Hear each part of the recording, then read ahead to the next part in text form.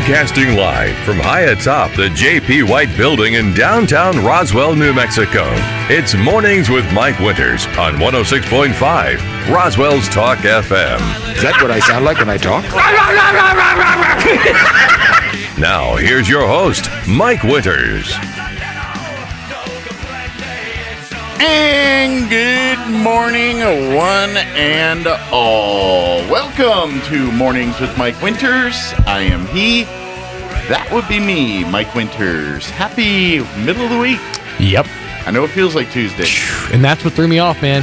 Yeah. Like, oh, it's Wednesday. Oh, we're fine. Yeah, it's Tuesday, technically.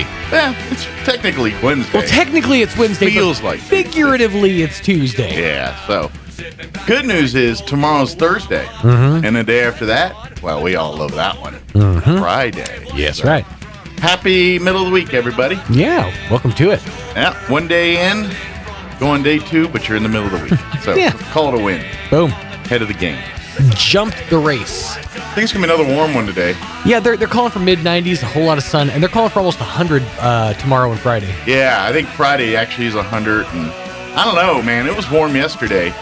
I know I don't think we officially got to 100, but like my little thermometer in the Coche de Miguel was pushing near 100. It was like 98, I think, is what I saw. It's a weird juxtaposition, too, because you got near 100 degrees, summertime heat outside, and then you go to any of the big box stores, and they got all the fall time, decor going up. Yeah. I was wandering through the Walmart yesterday, and just all the aisles of the fall time, like the leaves and the different doormats and stuff, were finally getting put up now. So Any Halloween stuff yet? oh, of course, Yeah. absolutely, that stuff's been up since the 4th of July. Has it? For in a lot of cases, yeah, the candy especially. But now you're starting to see a lot of the costumes getting put up. Well, that's just a strategic ploy. The candy. There is no need to put Halloween candy out in July or August. Well, yeah, there is. No, Some people want a large portion of fun-sized candies. Exactly. They're for no one but themselves. I mean, we buy those bags to give away, but not in July. You ain't buying them to give away. Dude, I've looked at both. Actually, I need to look at the South one, but I've checked at the North Walgreens, and they don't have the turkey dinner flavored candy corns. Trying to find them so we can try them. So is it each candy corn is a different? Yeah, there's turkey it's like turkey offering? and stuffing. And I think there's like another one that's like mashed potatoes and gravy. Another one that's like corn on the cob or something like that. And then there's like one that's like a pie or something. A candy corn that tastes like corn. Like corn, yeah. Right. What a concept. Oh, by the way, a few months ago, there was, I think I even brought this up. There was a bag, I was just walking through the store, and there was a bag of Cheetos that caught my eye. Being the former fat guy that I am, a bag of Cheetos sometimes will, hey, baby. How you doing? But it was a different color, and I'm like, what is this now? I stopped, and it was street corn flavored, Mexican street corn flavored Cheetos. I've not seen those before. Yeah, they were at, it was one of the Albertsons. Is there cheese? It's like a cheese, but it's more like that. Is it like a poofy corn chip? Can I tell you what it is? Yeah. It's kind of an undusted Cheeto, if I'm being honest, and it wasn't that good. It had a little bit of a little bit of lime, a little bit of spice. But what they were going for was something that tastes like elotes, something that tastes like street corn in the cup. It wasn't that. Okay. I mean, as a connoisseur of good, Corn in the elotes, that was not that. I'm pretty sure they were just like, hey, we have this like random run of Cheetos that didn't get dusted. Right. What do we do with them? Spray them with lime and send them out as street corn flavored. It's probably what Doritos did with that. The bag with the what do they call it? The one where they might be the roulette. Yeah, one. that's some BS too. Yeah. That whole bag is just like mildly hot. Because then at the pool the other day, I got a bag of the Flamin' Hot nacho cheese Doritos, and those were hot. I mean, it was covered in that Flamin' Hot dust that gets everywhere, but still, those were hot. I think they just had a batch of Doritos, and they're like, I'm not sure if they're Cool Ranch. I don't know what they are. All right, let's just put a mystery bag and throw it in on those. Speaking of that, I saw yesterday as I was walking through the store, they now have a mystery flavor of Mountain Dew. Really? Yeah, it's called Voodoo. Did you try it? No, it's full flavor. I'm not. Oh, I didn't know if you grabbed one for curiosity's sake. I thought about it, but I was like, they don't like that kind of Hank on Sugar Mountain. Well, yeah, I know they're trying real hard. And, I bought Oreo cookies like a month ago, and they're still sitting in my. Oh yeah, those ones. Huh? They're still ununopened, Nice. sitting in my They're fresh. pantry. It's fine. Yeah. The Yum brands, I will say this: the Yum Corporation, they're really going all out with their mixing and melding of products. The latest that I heard was last week. Mountain Dew put out a flamin' hot Mountain Dew. That just sounds gross. A little bit, but I'm kind of curious because I like spicy ginger ale. Like I like that. Yeah, you don't like There's ginger ale. nothing in that sense. You don't like ginger ale, but there's an Australian ginger ale you can get it at certain like specialty soda shops, and it's like hot. It's spicy. It's really good. Like burns the back of your throat. I dig it. All right. It kind of like that bold. Actually, that bold ginger ale is kind of the same way, but this is a little spicier. But yeah, I'm curious about the flaming hot Mountain Dew. I haven't found it yet. All right. Well, I will take your opinion on that because I have no desire to drink At this that. point, I'm pretty sure the CEO of Yum Brands, Tom Yum, I'm pretty sure he's retired now at this point, or moved on to focus on his soups, Tom Yum Soup. And the research and development over at Yum Brands is just out the window. They're just getting high in R&D. They should get back in the soup game doing like, because I mean, you got your soups, and there's lots of different types of soups, but they're still all like the general group of like 10, 12 soups we all kind of meander towards. Mm-hmm.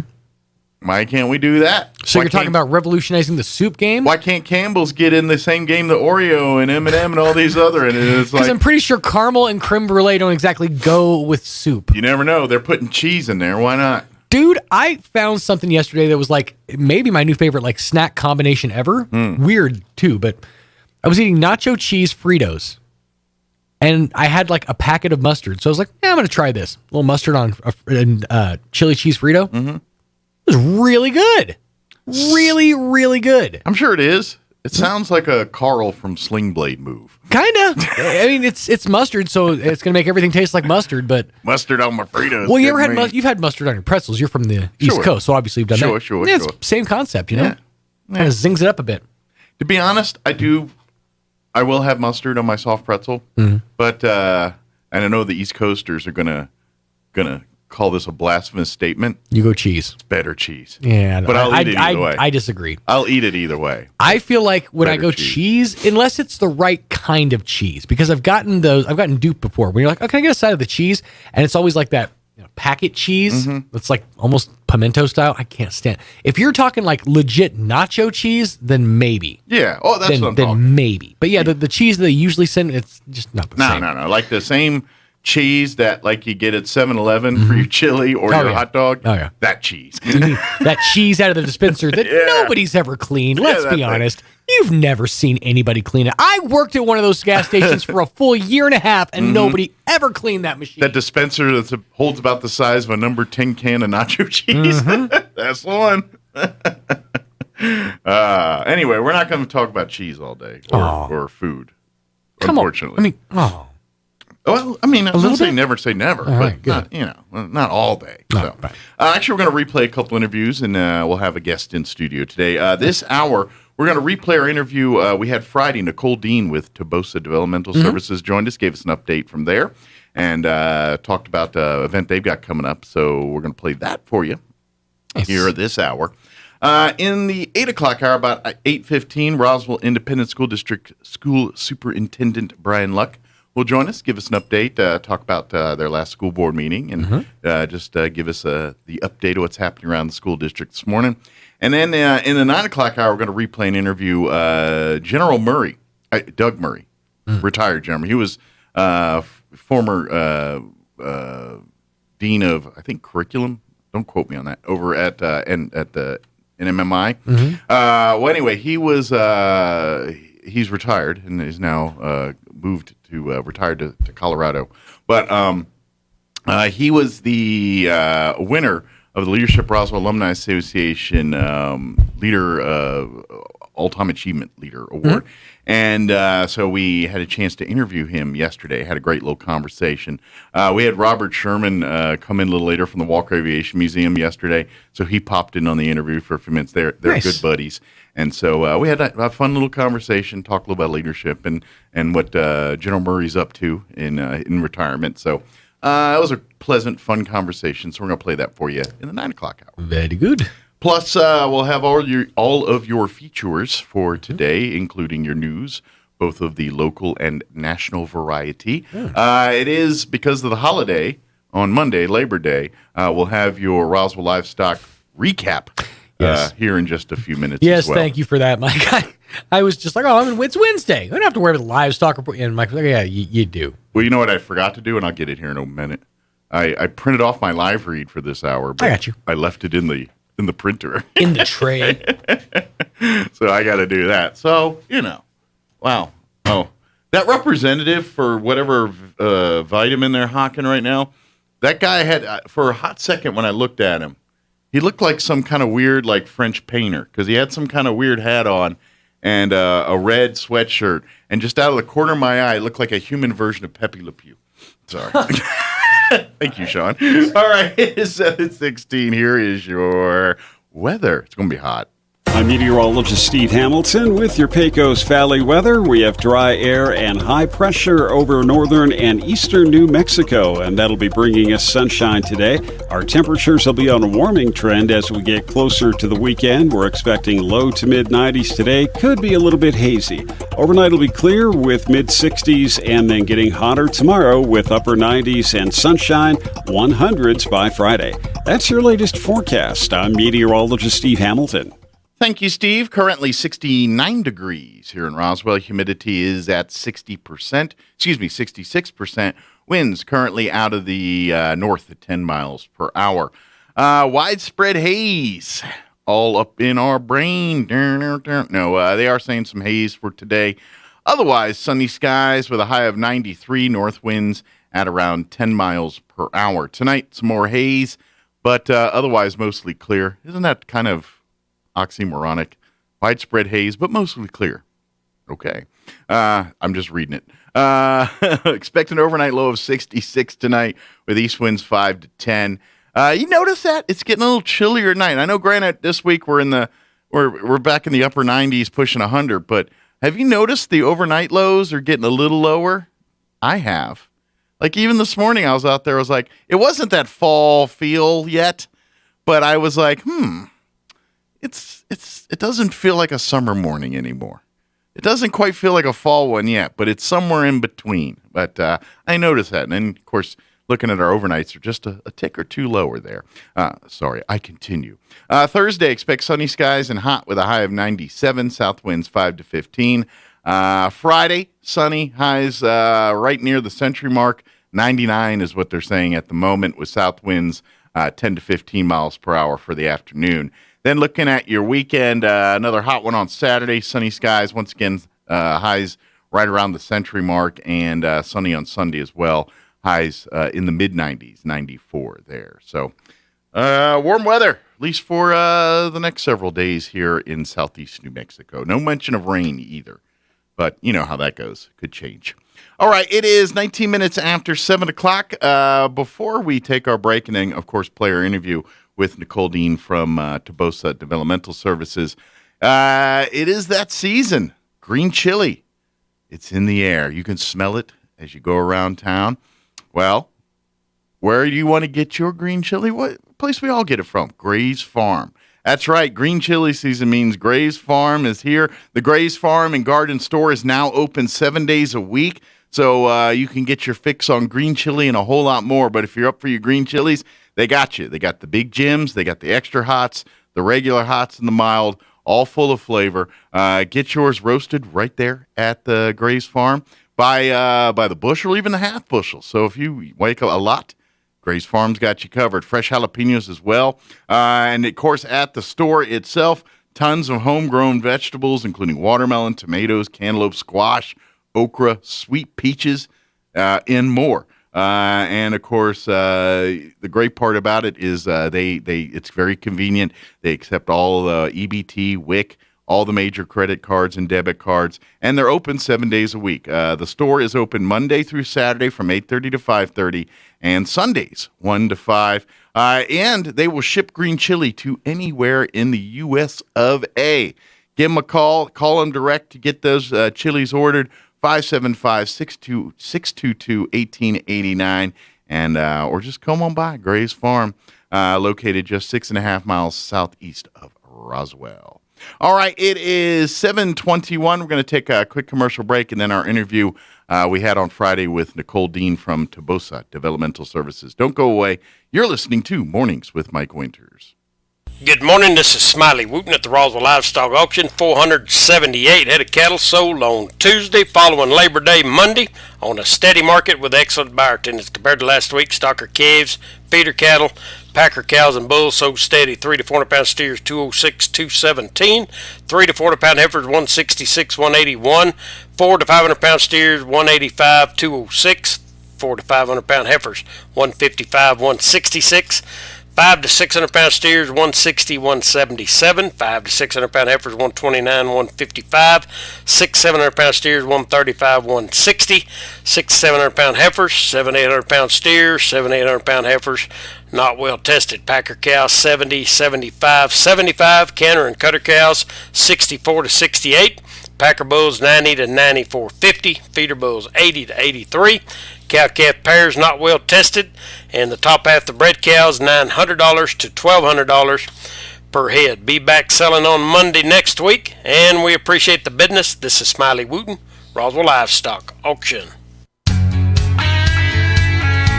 Big O Tires is celebrating its Carlsbad location's 1-year anniversary with big savings. Now through September 30th, get $50 off sets of 4 in-stock Big O brand tires. Up to $150 in tire rebates from brands like Goodyear, Pirelli, Bridgestone, Hankook, and General Tires. Plus discounts on oil changes, alignments, financing options, and more. Stop by either Big O location for these big deals. 4212 National Parks Highway in Carlsbad or 1305 North Main Street in Roswell. Installation charges extra. Eligibility may vary. Disposal and local tire fees extra. Up to 10% shop fee based on non-discounted regular retail price. Not to exceed $35 where permitted. See store and rebate forms for details.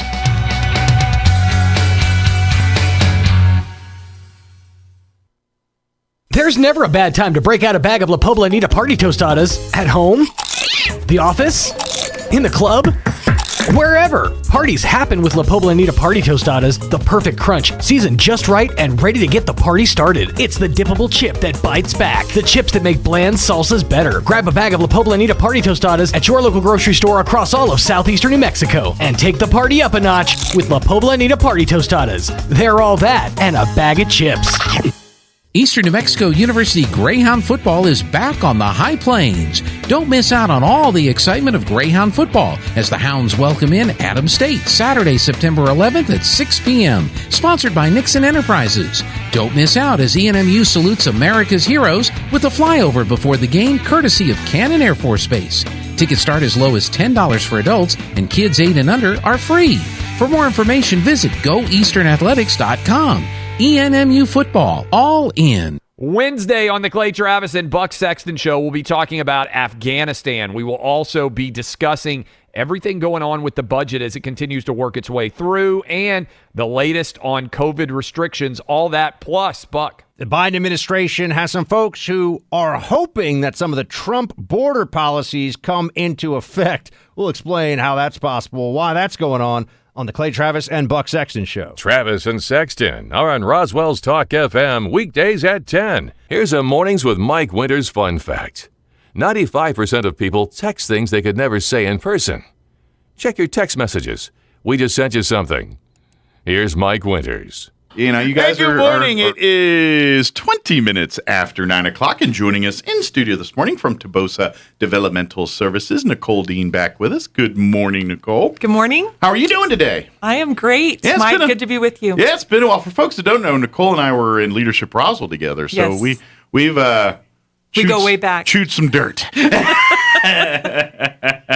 But it's great to have you back on the radio again, and great to see that Tobosa's doing well. You guys, despite the deck of the hand of cards you're dealt, you guys are making lemonade. I know I just crowbarred about 27 different references there, but yeah, you know, you guys are motoring, doing your thing.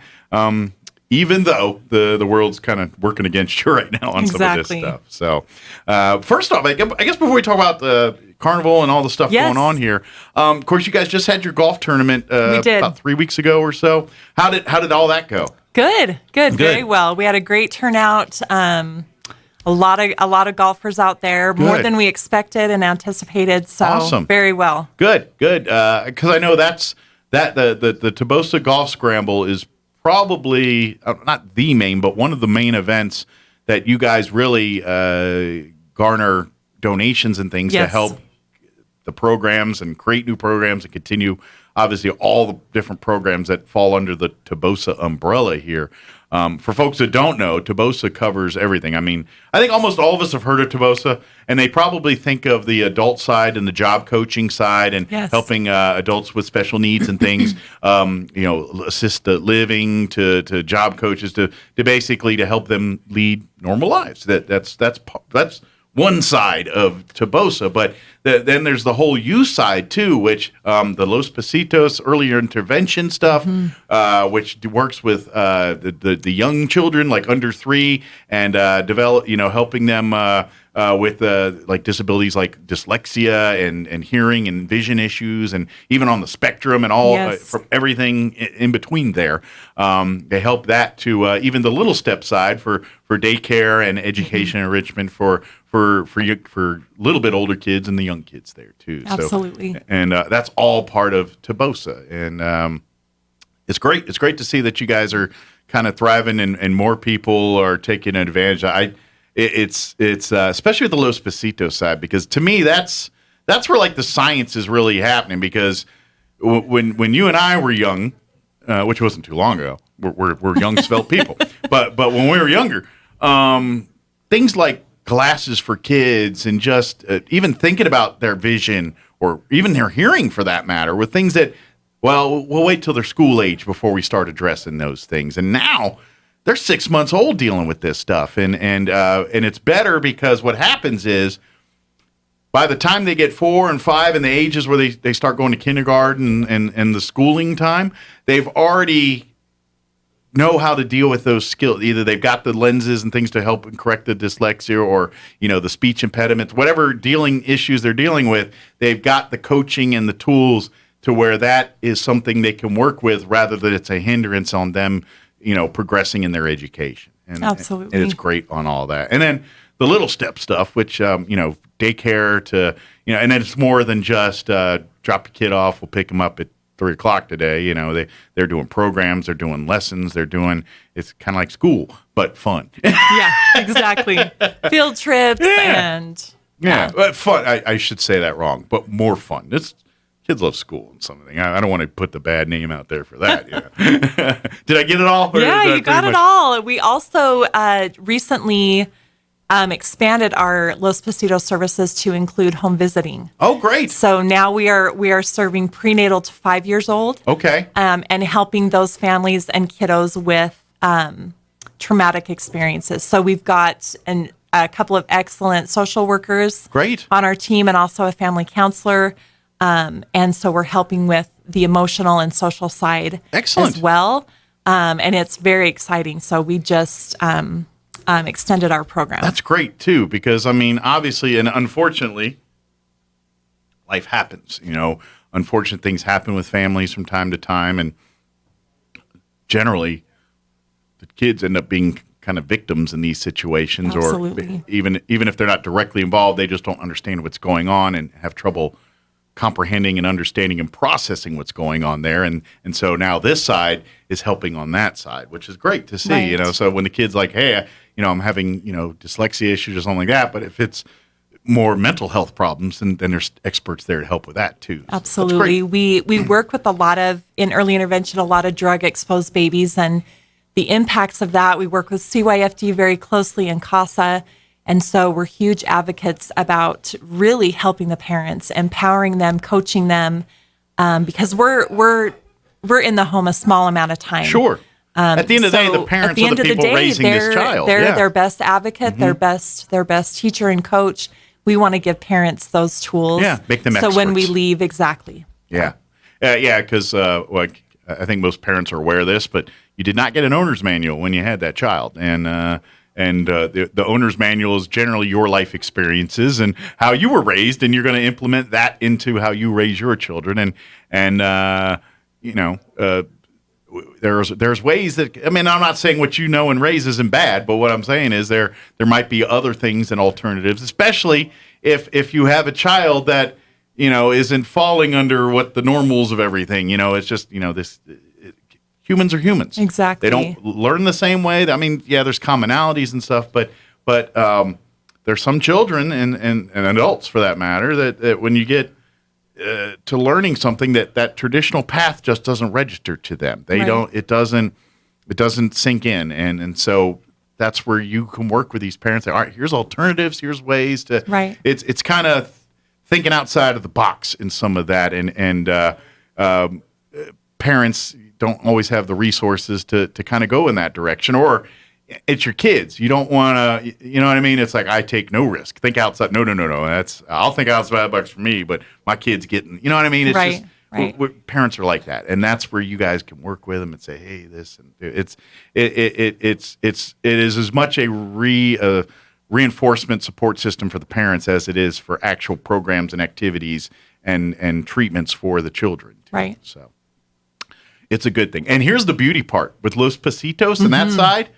All of it does not cost you one dime. No. So if you're having developmental issues or whatever with your children, everything that you're doing through Los Pasitos is free of charge. Absolutely. It does not cost you anything. So please, because I know some people are like, oh, it's going to be, no, bring them down there. This is about families and helping these children and helping these families.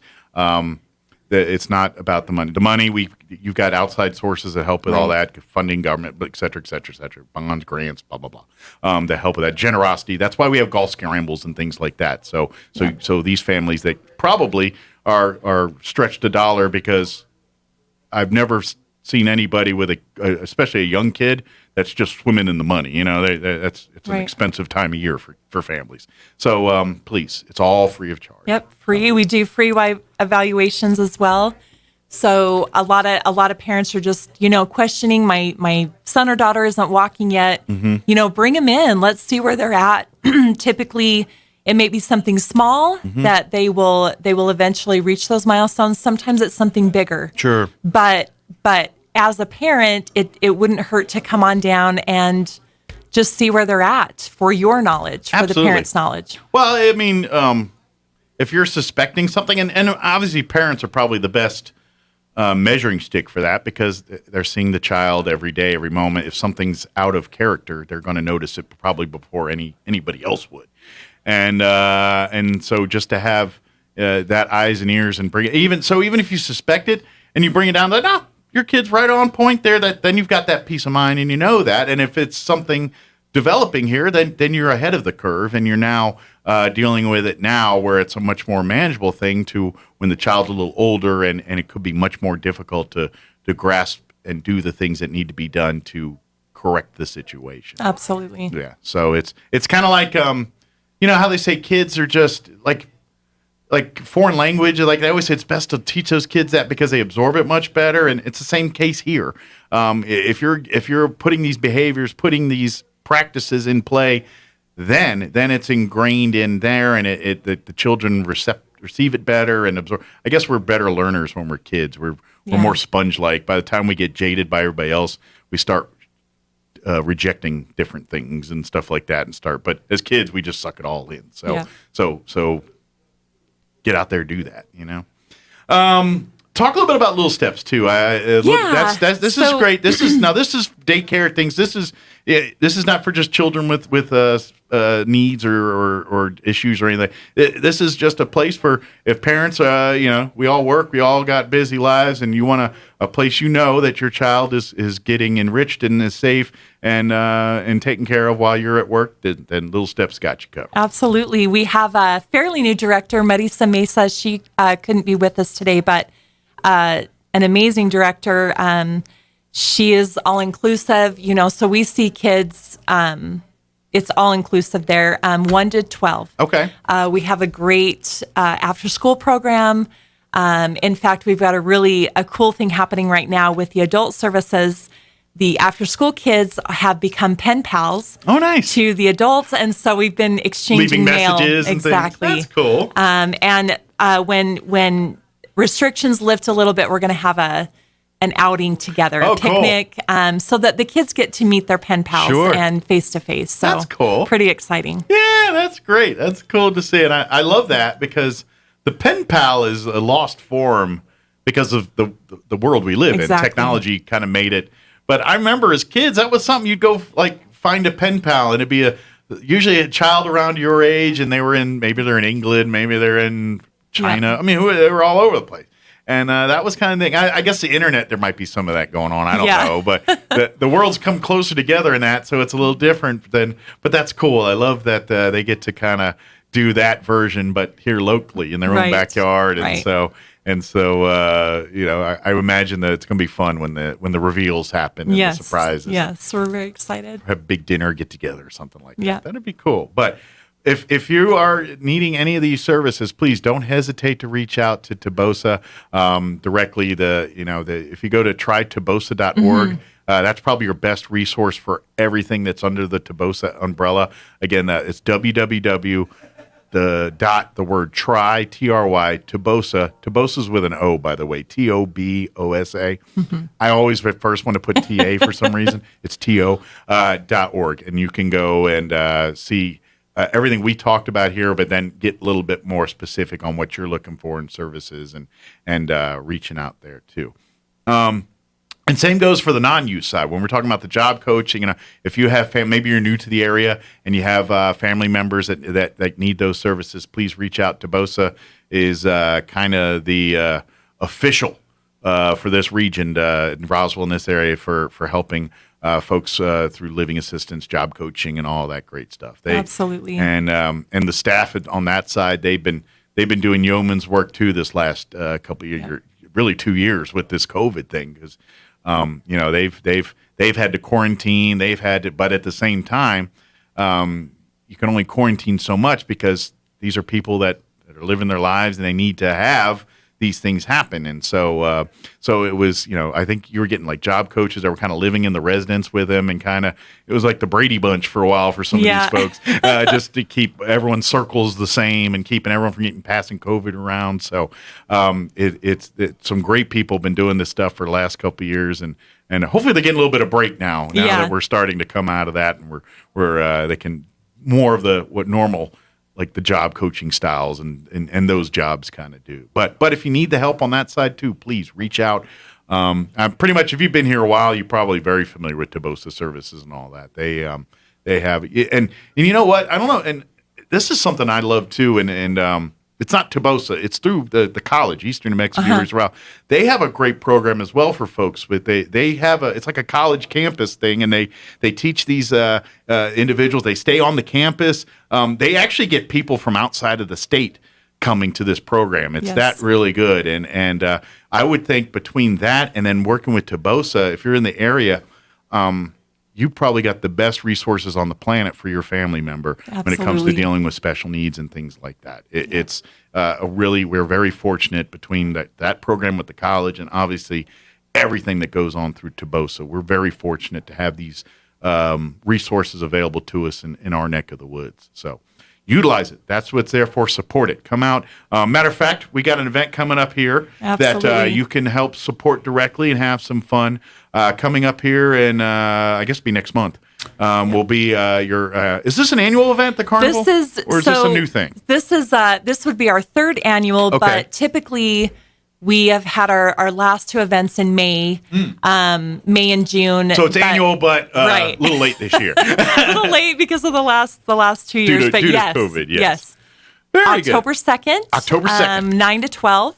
And this, where's this one going to be at? This will be on our campus. So 110 East Summit, the whole children's campus there. Okay. We will have booths set up, a DJ. Everything is free. Excellent. All the food, the raffle is free. Oh, cool. Just come out. It's kind of a kickoff to the fair. Awesome. Yeah, that's right, because that'll be right exactly. there. That's that week of, won't it? Yeah, exactly. Sure enough.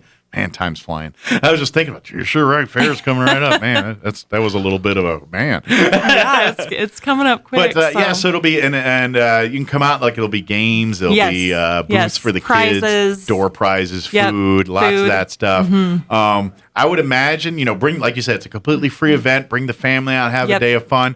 But if you love and support what's going on with Tobosa, and like to make donations and things, absolutely, please you're more than welcome to do that. Again, every little bit that you do there goes to all these programs we were just talking about, the facilities and things. I know you guys have been obviously with COVID, you guys have been kind of having to figure it out as you go along, but even leading into COVID, you guys were constantly evolving and expanding anyway. It just kind of, so hopefully that stuff hasn't been put too much off track with COVID. Telehealth is here to stay. It's been a great another platform for us to use to stay connected to the parents.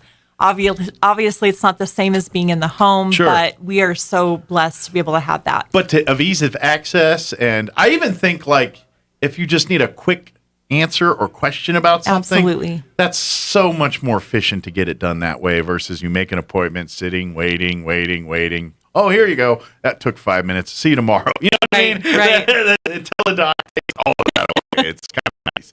But yeah, definitely, please come out. Again, it's October 2nd. What's the hours for the carnival again? 9 to 12. 9 to noon. So come out early and right around the lunch hour there. Right around the lunch hour, you'll be fed. We promise to feed you good food. We have carnival food, lots of games and prizes. Yeah.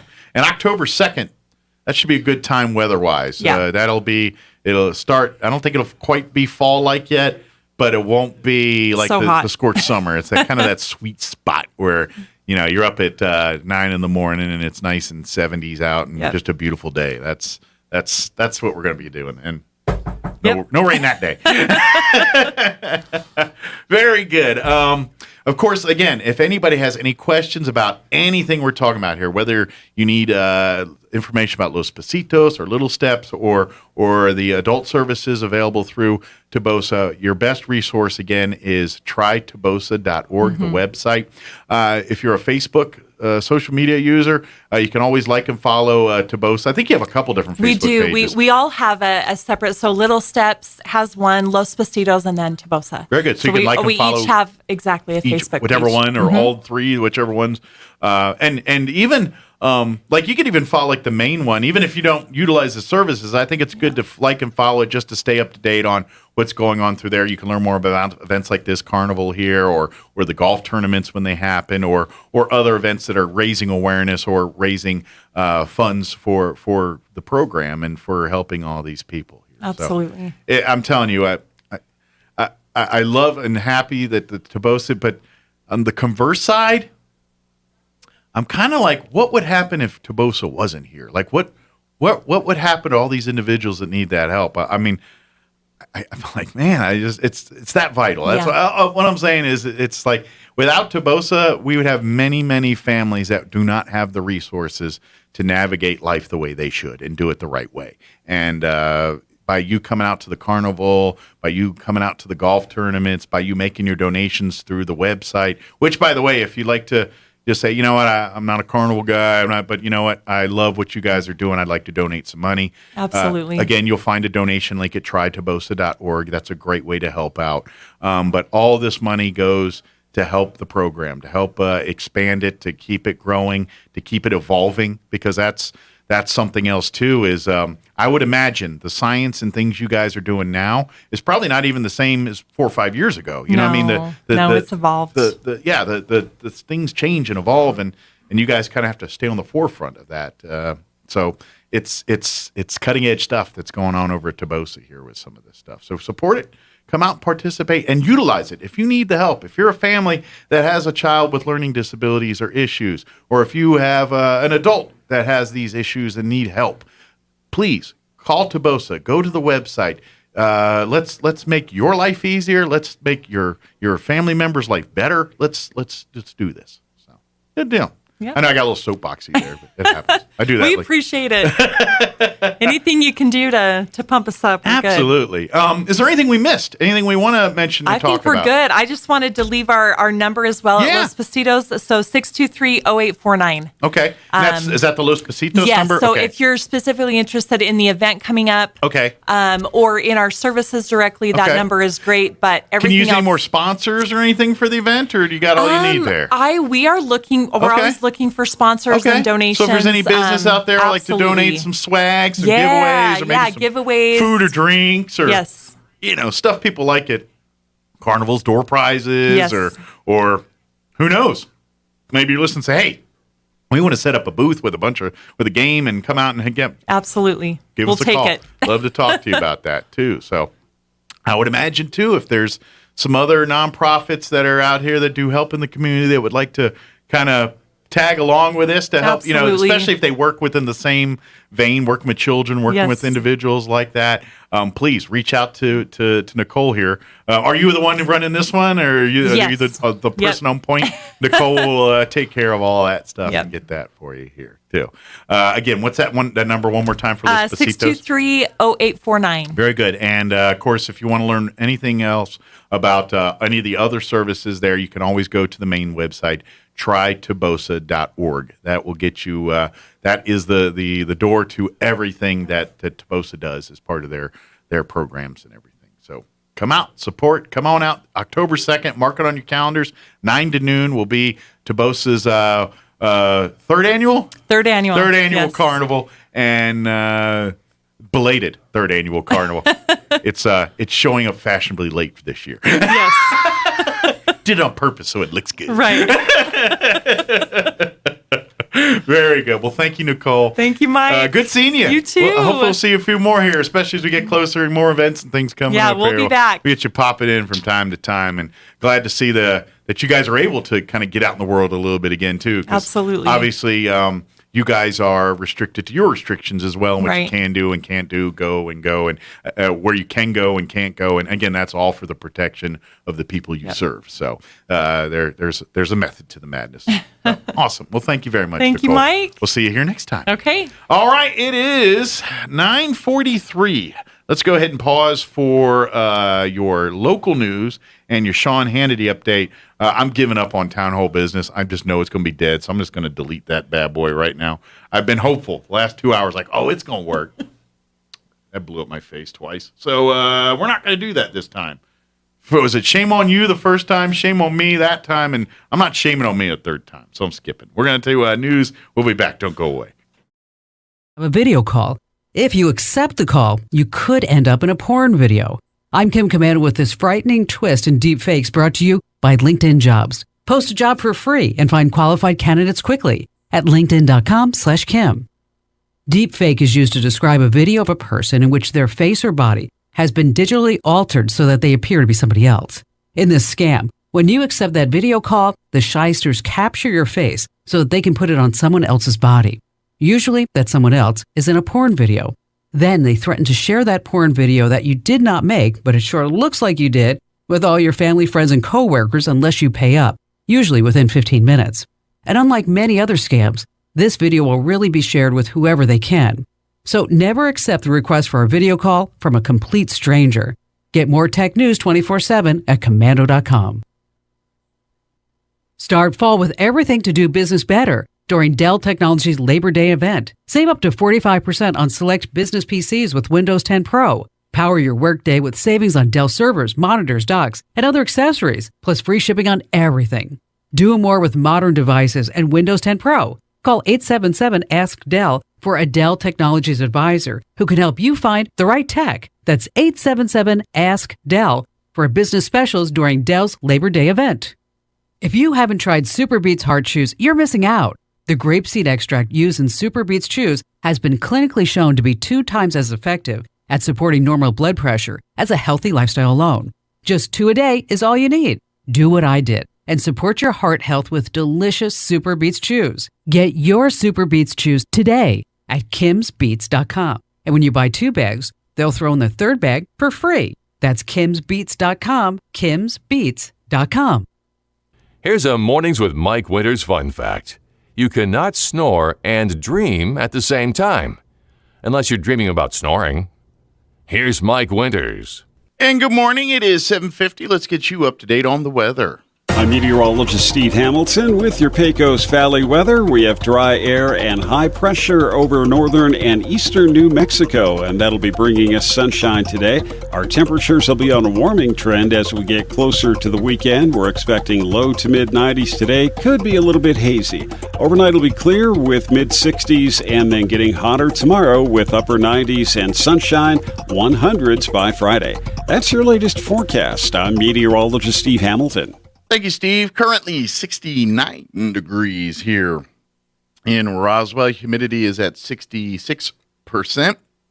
And winds currently out of the north at 9 miles per hour. Some widespread haze today, but sunny for the most part with a high of 93 expected. Bet it'll be a little warmer. North winds at around 10 miles per hour this afternoon. Haze continues into the evening hours. Mostly clear otherwise. You figure that out. I don't know what that means. Overnight low of 66. East winds 5 to 10. Thursday, sunny, high of 97. Friday, sunny and highs near the century mark, 99 officially. And then for the weekend, sunny and 100 Saturday, sunny and 94 on Sunday. All right, it is 7:51, time for your Southeast New Mexico Sports Report with Eric Butler, brought to you by DSI. Quick commercial break and your Town Hall Business Update also coming up next. Don't go away. Welcome to DSI, New Mexico's business technology leader. We help you digitally transform your business to do more, faster, and more secure. Selecting DSI gives you access to the world's best technologies, award-winning local technicians, and our commitment to the New Mexico communities we serve. One local source for all your technology products, services, and the personalized support you can only get from DSI.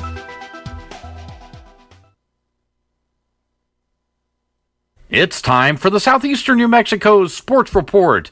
Boys soccer time. Got a couple of scores for you. A couple of tight games yesterday. NMMI defeated Artesia 2-1, and Goddard knocked off Carlsbad 2-1. NMMI's been playing really well in that game. By the way, Artesia entered the game 5-1, so this is a good contest. The Colts win that one, as they've been doing lately. They've been playing pretty well. Defeated Clovis 2-1 last Thursday in overtime. Knocked off Alamogordo 6-2 Friday. Then tied Mayfield Saturday 1-1. Goddard, meanwhile, knocks off the Cavemen 2-1 yesterday to move to 5-2 on the season. Goddard has won 3 in a row now, defeating Valencia, Alamogordo, and the Cavemen in consecutive fashion. The Sports Report brought to you by DSI. Call DSI for all your office technology needs. I'm Eric Butler at 92.9 The Brand. With the SRN News Business Brief, I'm Bill Alexander. UK Prime Minister Boris Johnson told lawmakers in the House of Commons that his Conservative government had made the difficult but responsible decision to hike taxes in order to raise £36 billion or $50 billion over 3 years for social care and the overstretched National Health Service. More than $100,000 will be going to deserving students who are pursuing careers in automotive technology. The grant recipients were selected through a competitive application process by the California New Car Dealers Association. They were chosen for their academic performance, career interest, and industry experience. On Wall Street, the Dow down 269 points, closing at 35,100. The Nasdaq gained 10 to 15,374, and the S&P 500 dropped 15 to 4,520. With the SRN News Business Brief, I'm Bill Alexander in Washington. We serve all New Mexico. If you think it's hard to take out a home loan, those rumors are wrong. It's not true. Contact Loan Officer Elliot Rodriguez, MLS number 41002 at CMG Financial, phone number 719-237-4680. At CMG Financial, we can help. Experience extraordinary with CMG Financial. Every customer, every time, no exceptions, no excuses. CMG Financial is a registered trade name of CMG Mortgage Incorporated, MLS 1820. CMG Mortgage Incorporated is equal opportunity lender. To verify complete list of states licensed, visit www.mlsconsumersaccess.org. Equal fair housing is the right for everyone to have access to all housing opportunities without discrimination based on race, religion, national origin, sex, color, familial status, or disability. Roswell Skin Center, a brand new state-of-the-art facility located in the 400 Penn Plaza building here in Roswell, is now accepting new patients. Dr. Brandon Cometti and his team offer a full range of skin care services, including general dermatology, surgical and cosmetic procedures, including cutting-edge laser rejuvenation, Botox, filler, laser hair removal, chemical peels, and other non-invasive options to improve skin health and turn back the hands of time. Call and schedule your appointment at Roswell Skin Center today, 208-2509. That's 208-2509. Being in the Army National Guard is about more than just serving your country. It's about being there for your community when your neighbors need you most. The Army National Guard makes college affordable. Serving part-time lets you attend school full-time while you take advantage of education benefits that can help you graduate debt-free. If a civilian career is your goal, serving part-time allows you to work at a full-time job. The skills, qualities, and contacts you'll develop in the Guard can open doors to a great civilian career. Want to serve but worried about being away from friends and family? Part-time service in the Army National Guard allows you to serve close to home. Serving in the Army National Guard lets you have the life you want while you enjoy the many benefits of serving your community and nation. You owe it to yourself to learn more about how the Army National Guard can fit into your life. Visit NationalGuard.com. Sponsored by the New Mexico Army National Guard. Aired by the New Mexico Broadcasters Association and this station. Here's a Mornings with Mike Winters fun fact. Ketchup was used as a medicine back in the 1930s. Mike uses ketchup to make friends. He doesn't have a lot of friends. Here's Mike Winters. But I do have a lot of ketchup. You know, that reminds me, speaking of ketchup, we got 3 minutes. This is a good 3-minute conversation. Am I the only one that gets excited when you see like fast food or restaurant brand like dressings and things on at the store? I'm one of those people. I do. Like Sean was boasting about Chick-fil-A's having their sauces. By the way, and I've seen them on the shelves there. They kind of don't look like sauce bottles. The Chick-fil-A ones look like they feel like they should be shampoo or something. They just don't look like sauce bottles. But what I brought there was talking about the ketchup. Like I was at the store. I don't know. It was a month ago or whatever. It was whenever we needed ketchup.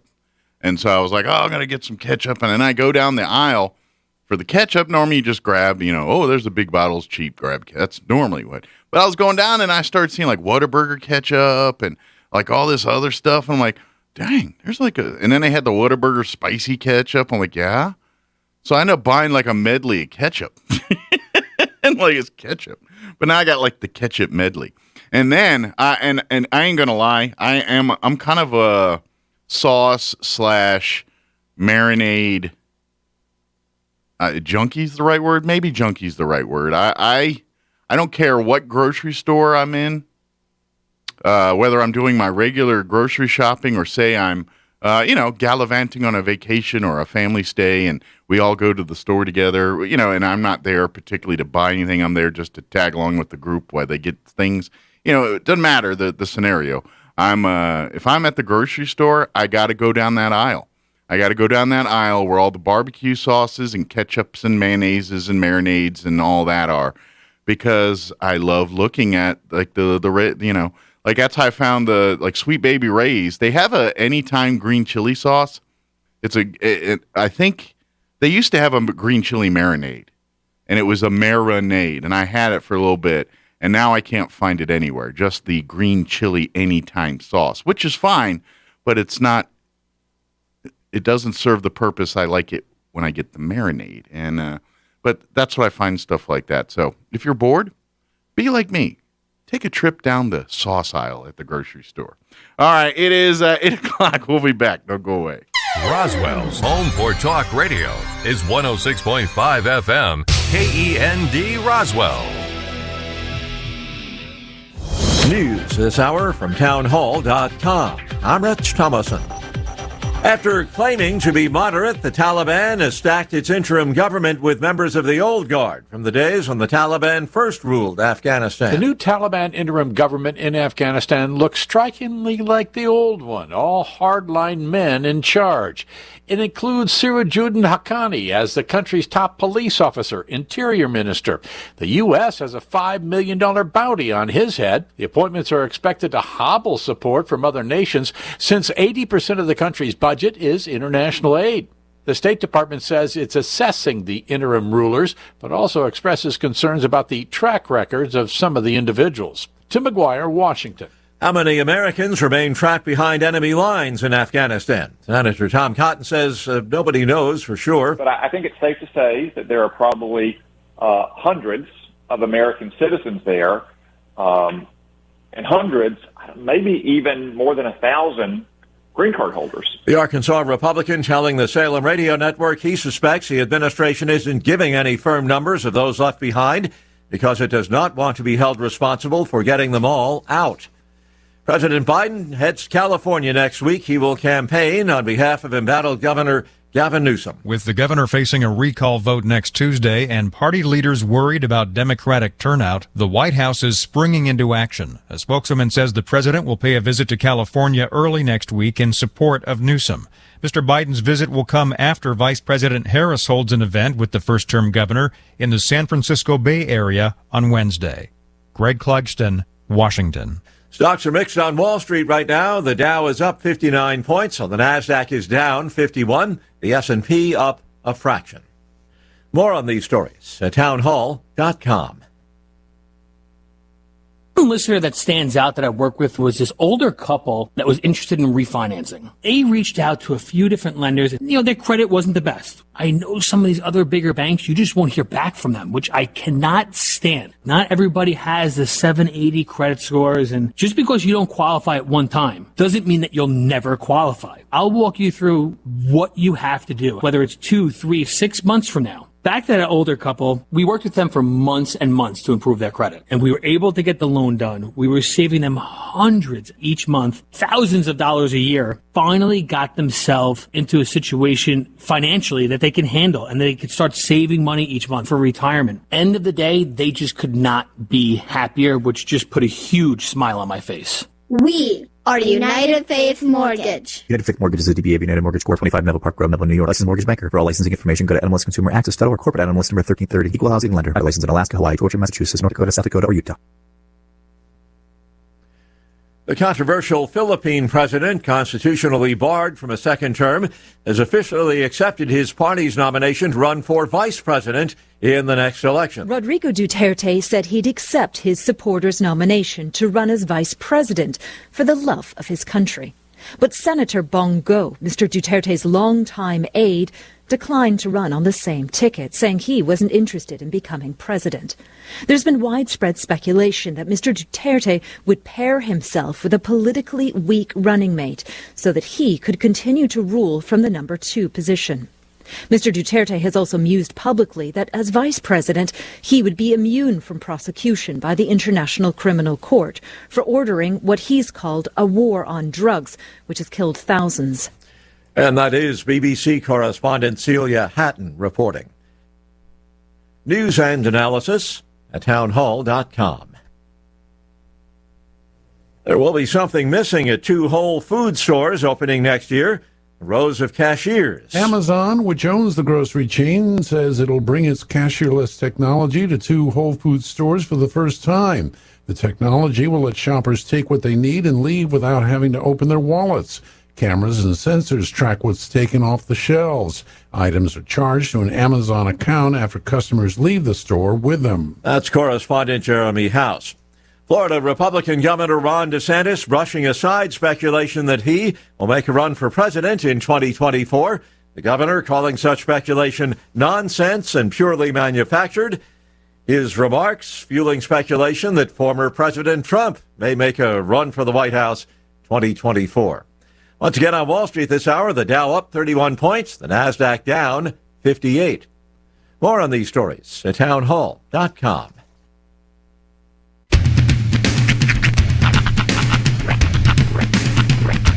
What in the wide, wide world of sports is going on here? I promise you, whatever scum did this, not one man on this force will rest for 1 minute until he's behind bars. Now let's grab a bite to eat. Yeah, come on. I feel the hot wind on my shoulder and the touch of a world that is older. I hit the switch and check the number. I leave it on and then I slumber. I hear the rhythm ringing through it. Flamenco guitar and cumbia music. I hear the talking of the DJ. The travel listen, what does he say? I'm on a Mexican radio. I'm on a Mexican radio. Broadcasting live from high atop the J.P. White Building in downtown Roswell, New Mexico. It's Mornings with Mike Winters on 106.5 Roswell's Talk FM. Is that what I sound like when I talk? Now, here's your host, Mike Winters. And good morning. It is 6 minutes after 8 o'clock. Welcome to hour number 2. The deuce. Yeah, it's tricky to do a double. Does that thing need the screw tightened or something? I think we need oil, but it needs bell oil. Yeah, I'm all out of bell oil. See, if you hold it, it's got some natural bounce back. But for some reason, when it's down here, it's still okay. Fine, maybe I fixed it. Maybe I was just overly eager with the bell. Maybe a too aggressive of a tap. Yeah. On the first when you get real forceful with it, that's when you get stuck down. Maybe you gotta flick it. A little finesse. Like a little wrist flick. Yeah. Like as you go down, a quick up motion while you're doing it. Well, these bells are designed for angry Karens, so it's meant to be. I feel bad for Karens of the planet. Same. The actual Karens? Yeah, actual Karens. They get a raw deal there. Yeah, I mean, I commiserate with you. Maybe because I'm a Mike. Yeah. And I grew up in the 70s. That's true. Mikey's. I had the Mikey thing, and I got more people. Anytime you see me eating anything, oh, there's Mikey. He likes it. But in fairness, you never had somebody being like, oh, look at this Michael over here. No, look at this Mikey over here. It was all like, Gucci, look at the cutie Mikey in it. And I'm like, stop. I just want to eat my Fritos. Dude, I bet it made it next to impossible for you to ever eat Life cereal. Oh yeah, like I couldn't ever. eat the Life. I had to eat it in the closet by myself once. Or Pop Rocks and soda. Yeah. Just never. Yeah. Which that was not true. No, it's not. It's not true. Yeah, that was the rumor. Mikey from Life cereal, the kid that was Mikey in the 70s commercials.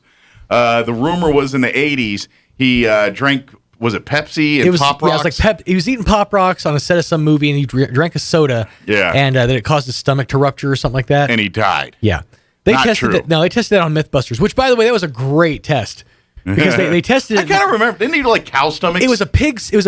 Stomach. It was a pig bladder. I remember that. The way they tested it was like they did the soda and the Pop Rocks. They couldn't make it happen. Yeah, but at the end they were like, we want to blow this thing up, so they did the vinegar baking soda thing, and they expanded it. And boom! It was great. I do remember that because I watched it expand, and then. But anyway, if you're sitting down with a big heaping bowl full of baking soda and washing it down with the jug of vinegar, probably not your best bet. Well, that's on you. Although a great way to induce belching. That's on you.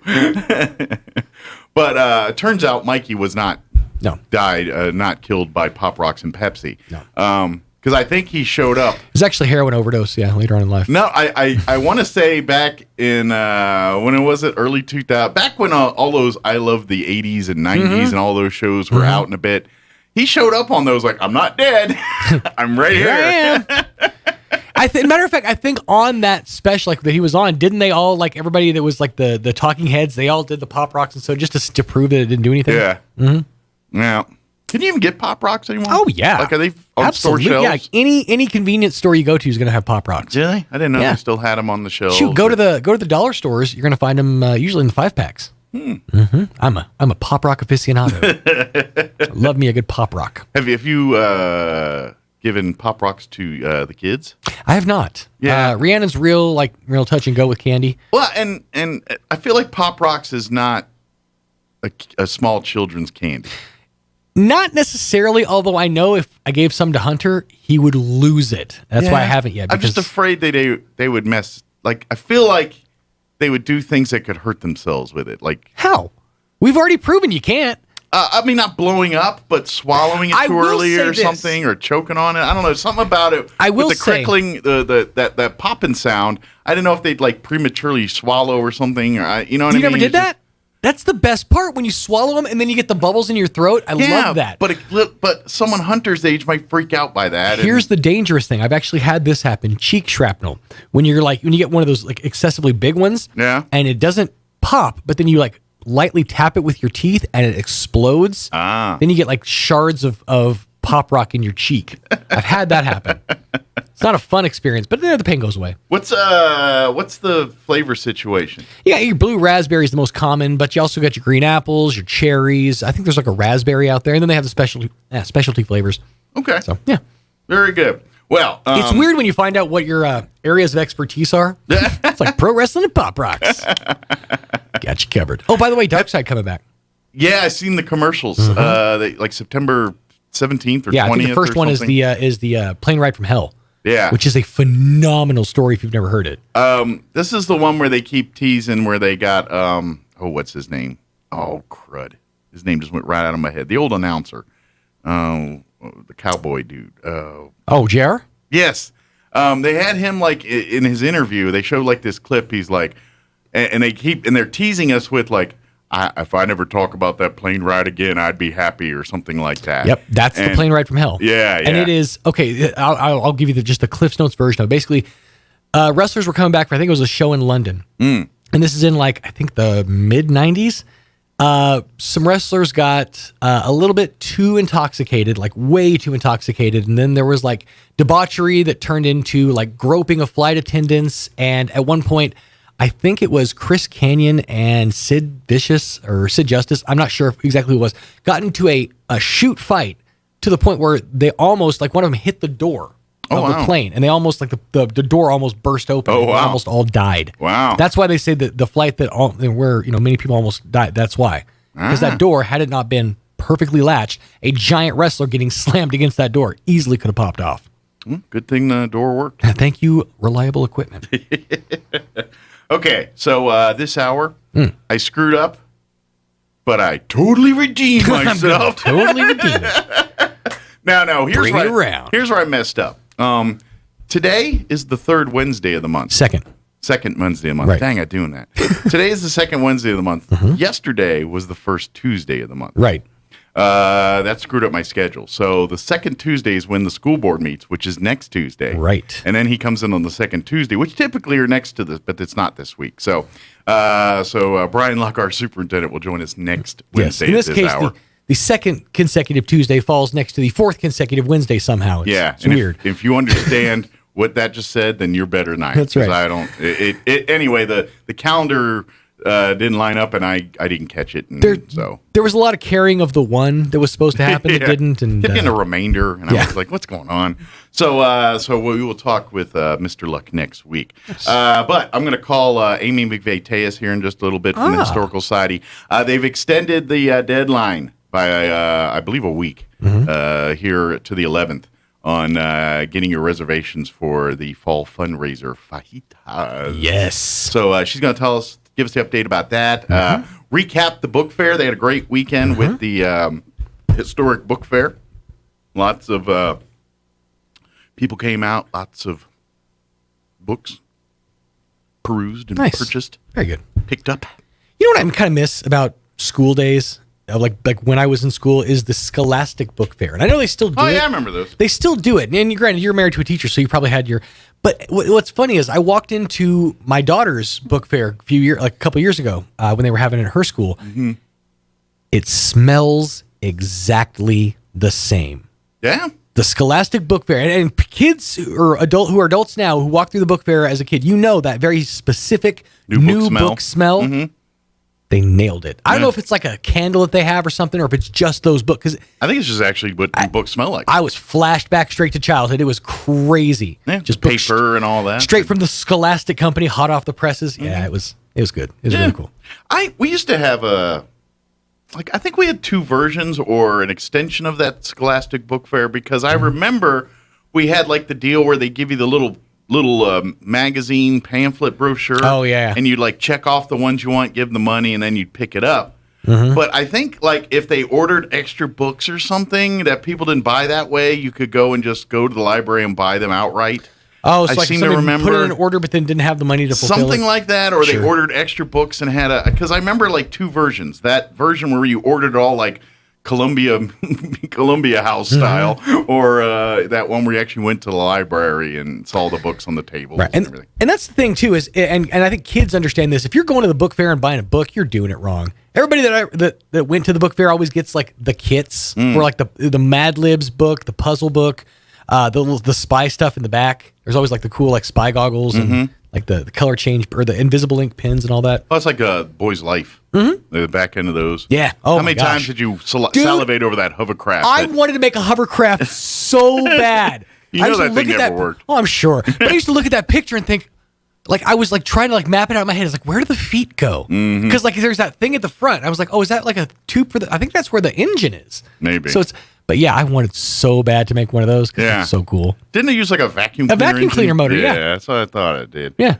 But which every kid in America was like, oh, I got 1,000 vacuum cleaner motors. I'm sure my mom would let me use the family vacuum. And if it wasn't those, there were so many sea monkeys. And a lot of those deals where they'd get you to sell magazines or books or something. Oh, yeah. And then you could pick prizes like a BMX bike or a Atari 2600. At the time, dude, at the time when I was coming up, it was the Super Nintendo was like the big prize. It was like sell like 1,000 items, or like it was like 100 items and you get a Super Nintendo. Sell 50 items and get this beach ball. And you're like, ooh. But anyway, yeah. What even a good beach ball? It's kind of like the Marlboro miles that were very popular there. Yeah. By the time you earn enough points to get that high adventure backpack, you got to use that to put an aqualung in while you walk. You ain't going on no high adventures. That thing's holding your all your stomach cleaning kit. Canoe? Really? No. Dreaming. Oh, what man. wind are you breaking? Right? Yeah. Is there that much wind in your studio apartment, Clyde? I think everyone held out for either the jacket or the bottle opener. Those are the 2 things I saw more people have. Although, I had a friend whose uncle had the pool table. Ooh. Yeah. Did you know that it was Camel? Camel had a pool table you could get, and they had the Camel pool table. I'm like, how in God's name many cigarettes did you smoke to get the Camel pool table? We'll throw in emphysema for free. That's right. Got to sell the pool table to pay for my stoma. That's right.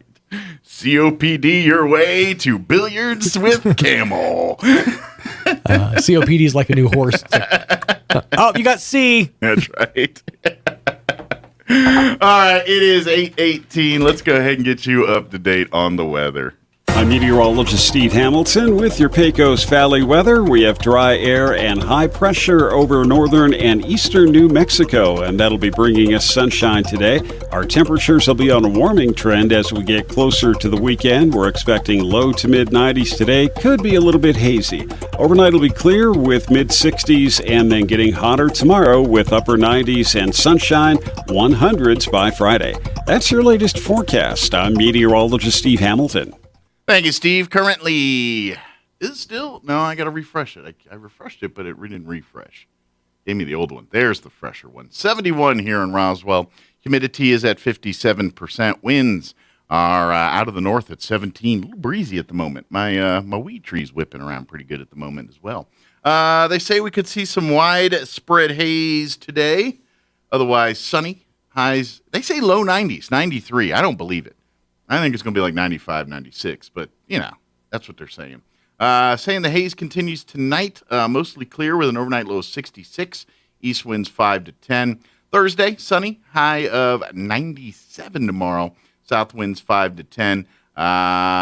For your Friday, sunny, highs near the central mark. Officially, they're saying 99, but it'll be 100. Winds will be out of the south 10 to 15 for the afternoon. And then looking at the weekend, Saturday, sunny and hot highs right there at the century mark. A little bit cooler on Sunday, 94 under sunny skies there. And it looks like we'll be 94 Monday, 96 on Tuesday. So a warm trend for the next several days here. All right, it is 20 minutes after 8 o'clock. We're going to take a quick commercial break. We're getting Avi McVeigh-Tejas joining us on the phone on the other side from the Historical Society. We'll talk about the extension for the fall dinner and recap the book fair and talk about other stuff as well. Don't go away. Eastern New Mexico University Greyhound football is back on the High Plains. Don't miss out on all the excitement of Greyhound football as the Hounds welcome in Adams State Saturday, September 11th at 6 p.m. Sponsored by Nixon Enterprises. Don't miss out as ENMU salutes America's heroes with a flyover before the game courtesy of Cannon Air Force Base. Tickets start as low as $10 for adults and kids 8 and under are free. For more information, visit goeasternathletics.com. ENMU football, all in. Celebrate the beauty of the Southwest during Yucca Blossom Trade Days, September 18th and 19th at the Eddy County Fairgrounds in Artesia. 2 great days with more than 50 local crafters, artists, and artisans showing and sharing their amazing works. Plus, fun for the whole family, including Zia axe throwing, a cornhole tournament, the Moose Caboose, Mechanical Bull, Gyro, and the famous Runyon Ranch Petting Zoo. And enter the raffle for your chance to win the drawing live on 92.9 The Brand Sunday afternoon. Yucca Blossom Trade Days, September 18th and 19th at the Fairgrounds in Artesia. A good night's sleep is so important. Did you know that proper sleep supports a healthy heart, decreases chances of weight gain, and boosts a positive mood? Hi, this is Dr. Sarah Usher with Carabelli Dental. It doesn't matter your age, sleeping issues can make any of us reach for that all-day cup of coffee. If you know you are not sleeping because of severe snoring or sleep apnea, come visit us. We can make you a small oral appliance that will help you sleep better and live better. Come see the team at Carabelli Dental at the corner of 9th and Main in Roswell or call 622-4455. My part-time service in the Army National Guard makes it possible for me to be more for the community I call home. I'm a better neighbor because my service has taught me how important it is to be a team player. My training helps me in my classes when I give attention to detail to the task at hand. My service also allows me to be there for my community in ways others can't. I help my hometown recover after nature strikes. My service in the Army National Guard allows me to keep my country and those I care about safe from threats. I also work with a network of professionals that help me succeed. Also, the Army National Guard's education benefits make getting a higher education a reality. Being an Army National Guard soldier makes living and serving in my community more rewarding every day. Learn more about how you too can live and serve part-time close to home by visiting NationalGuard.com. Sponsored by the New Mexico Army National Guard. Aired by the New Mexico Broadcasters Association and this station. Wednesday on the Clay Travis and Buck Sexton Show, we'll be talking about Afghanistan. We will also be discussing everything going on with the budget as it continues to work its way through and the latest on COVID restrictions, all that plus, Buck. The Biden administration has some folks who are hoping that some of the Trump border policies come into effect. We'll explain how that's possible, why that's going on the Clay Travis and Buck Sexton Show. Travis and Sexton are on Roswell's Talk FM weekdays at 10. Here's a Mornings with Mike Winters fun fact.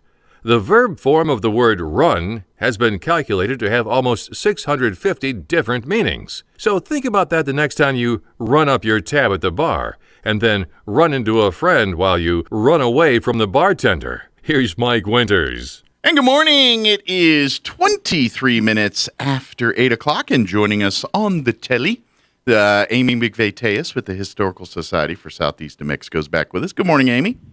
Good morning. How are you? You know, that's the one thing I wish we, as Americans, adopted from the British, that we call it the telly. I just like that term. It does. It sounds good. I like it. High five, Mike. It sounds good. I think we should. I like the reference. The telly. Maybe we as a historical society could be trendsetters and just all of us start using the term telly whenever we refer to the phone and maybe see if it rubs off on other people. And next thing you know, just total strangers start using the word telly around here. I would like to see. I don't know. It sounds more dignified, and maybe we'd get off the telly so much and put our heads up in the air so we can see what's around us. It all sounds good. So I'm all in. All right. Very good. Well, we'll work on that today. But first off, before we talk about all the news and everything, how is everything at the Historical Society this morning?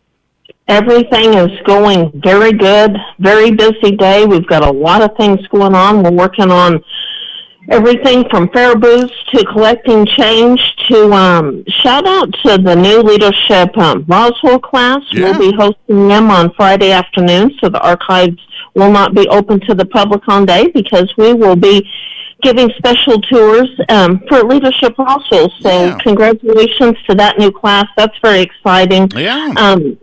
So just a lot going on. I do want to remind individuals that we've received over $500 in coins so far. Good. Challenging out to businesses and people, continue collecting that change. Yeah. Everything counts. Clean out your cars.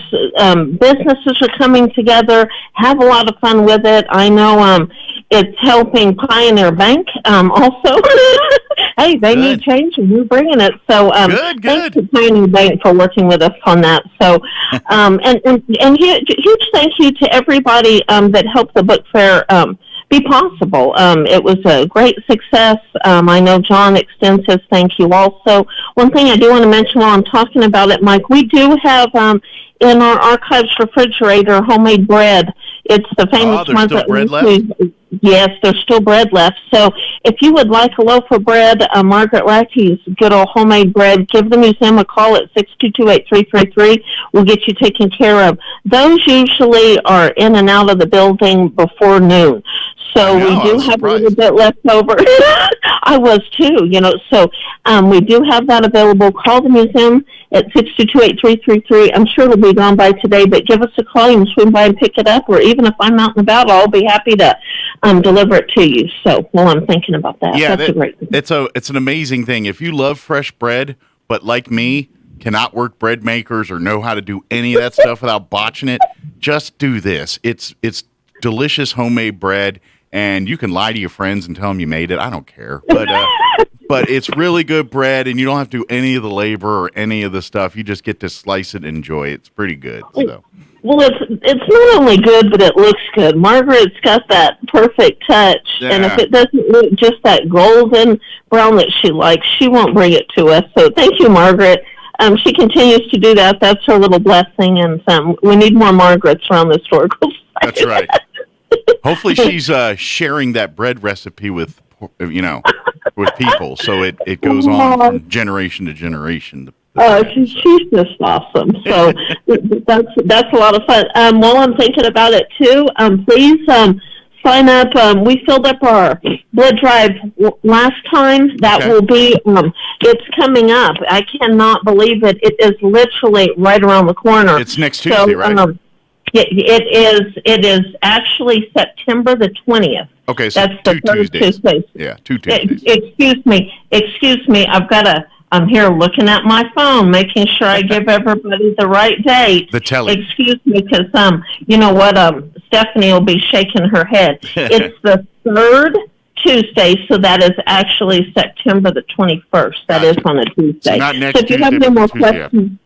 That's right. That's exactly right. Yeah. And we've got all the information on the website, but that's a huge blessing, and you'll get a blessing by coming to be part of that blood drive. The Historical Society will reward you for giving the gift of life, literally. I was going to say, we have some amazing businesses and organizations and of course with Vitalent that they host and do blood drives and everything. It's great. It's awesome. But I'm telling you, when Amy's hosting the blood drive with the Historical Society, she likes to add swag and things. So I'm not saying if you're looking like one location or another, I'm not going to play the competition game. But if you're able to donate blood around that time, you got a choice of one here or there. Come on to the Historical Society. Usually, Amy gives you free stuff, too, on top of the snacks and all that, too. I'm just saying. You know what? I have no problem even saying if you donate blood to on that particular date, you might get Margaret Lackey's homemade bread. How about that? So, I mean, come on. Hey, you can give the gift of life, sharing what you had to help others. And we might bless you with some homemade bread. So somebody will be leaving with some, and let that be you. So if you're a regular donor, support the Historical Society. Stop by on that day, and let's get that filled up for Stephanie. Let's get those dates filled up. And here's the cool part.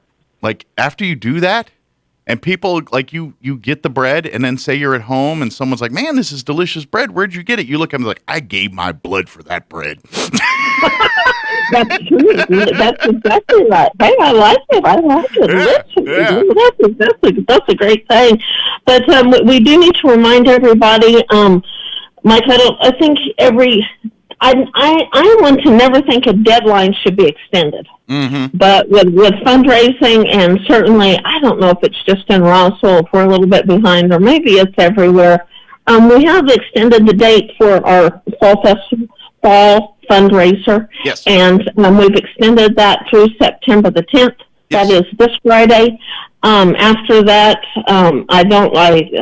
I like Adam and them too much to extend it to make them any crazier. So we've extended it as long as we can. But we've been doing a lot of pay it forward. So please consider paying it forward too. Yeah, September 10th is our official "we're going to make Adam mad" deadline. So we're good to now. But if we extend it any more past the 10th, we're gonna make Adam at Peppers mad at us, because he's got fajita meat and everything else, and we got to give him time to do that. So please, for the love of keeping us out of trouble, that's right. Get your reservations in here before Friday. Get your pay it forwards in. If you can't go yourself but love to support, please buy a bundle, or buy a dinner bundle or a box and pay it forward.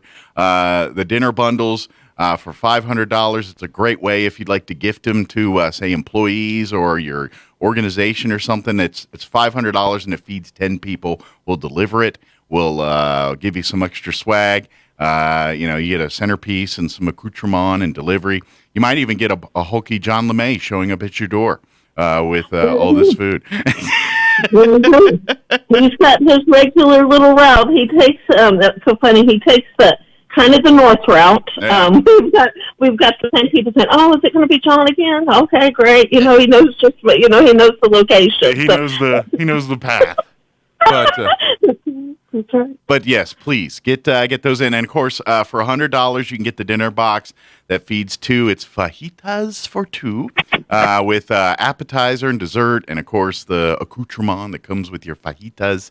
And of course, with that too, you also get a delicious meal there and everything else. And then you come out, and what you'll do is you order your meal just like we did in the past. You order your meals, get your reservations, and on the day of, you'll come drive through to the historical site to pick up your ticket. While you're there, we'll have some other things, some other booths and things you can check out, some nonprofits, some other opportunities to purchase things, 50-50 draw. We usually do one of those during the event.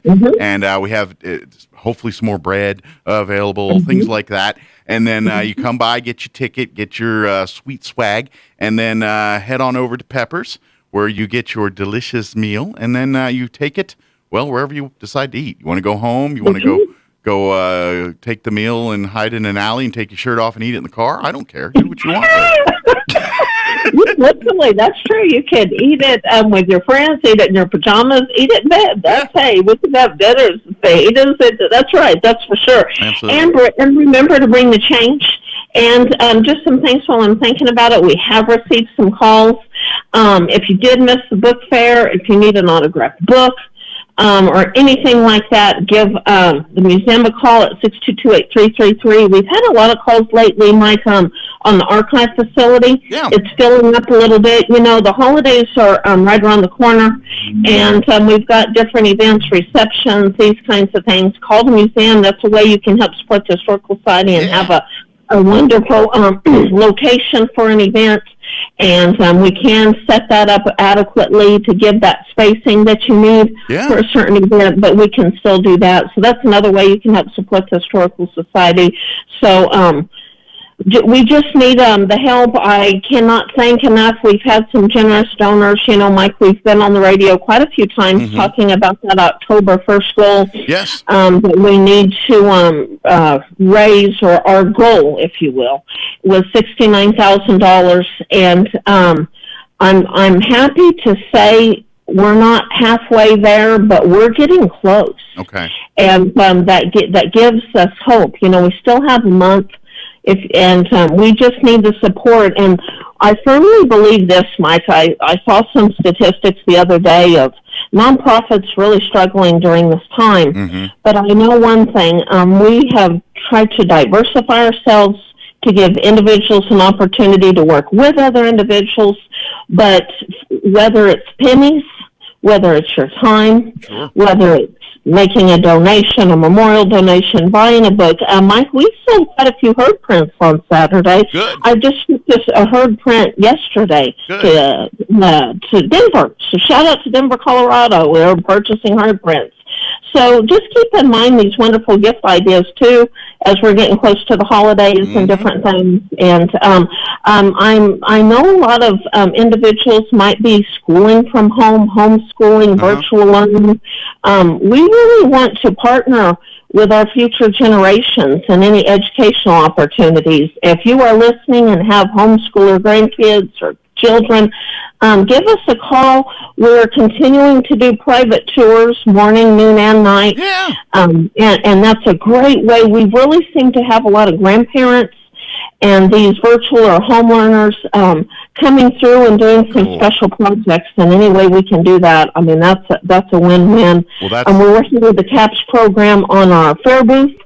So fair's right around the corner, and make sure and look for our booth, too. Yeah, absolutely. Well, and that, I mean, that lines up right with what we do at the Historical Society. We're preserving and educating, and so the homeschool or small youth groups, any of that stuff. Please utilize the Historical Society. You want to set up like a youth group field trips to do a private tour or something like that, or adults. We say youth. I mean, everybody and anybody. I mean, maybe it's your organization, maybe it's your church group, maybe it's just your family. Maybe you got friends coming in town and you want to show them the sites. Let's do a private tour, and you make, all we ask is if you just make a little donation, whatever you can afford. That's for sure. That would just to help, help us keep the maintenance and everything going, because we've talked enough about all the work we got on this place. Right. But that's how you can do your part. I mean, we love the folks that, hey, I'd love to donate a big check here. That helps, and that's what makes the place go. But equally as important is just those folks, like you said, that come by and just support it by volunteering to work as a docent, or volunteering to help, man one of our events, or volunteering to maybe do some work at the site. We have people that love to do yard work and gardening and things like that. That kind of stuff is donating of your time, services, just utilizing our services, coming out for a tour. Hey, maybe you got a wedding coming up.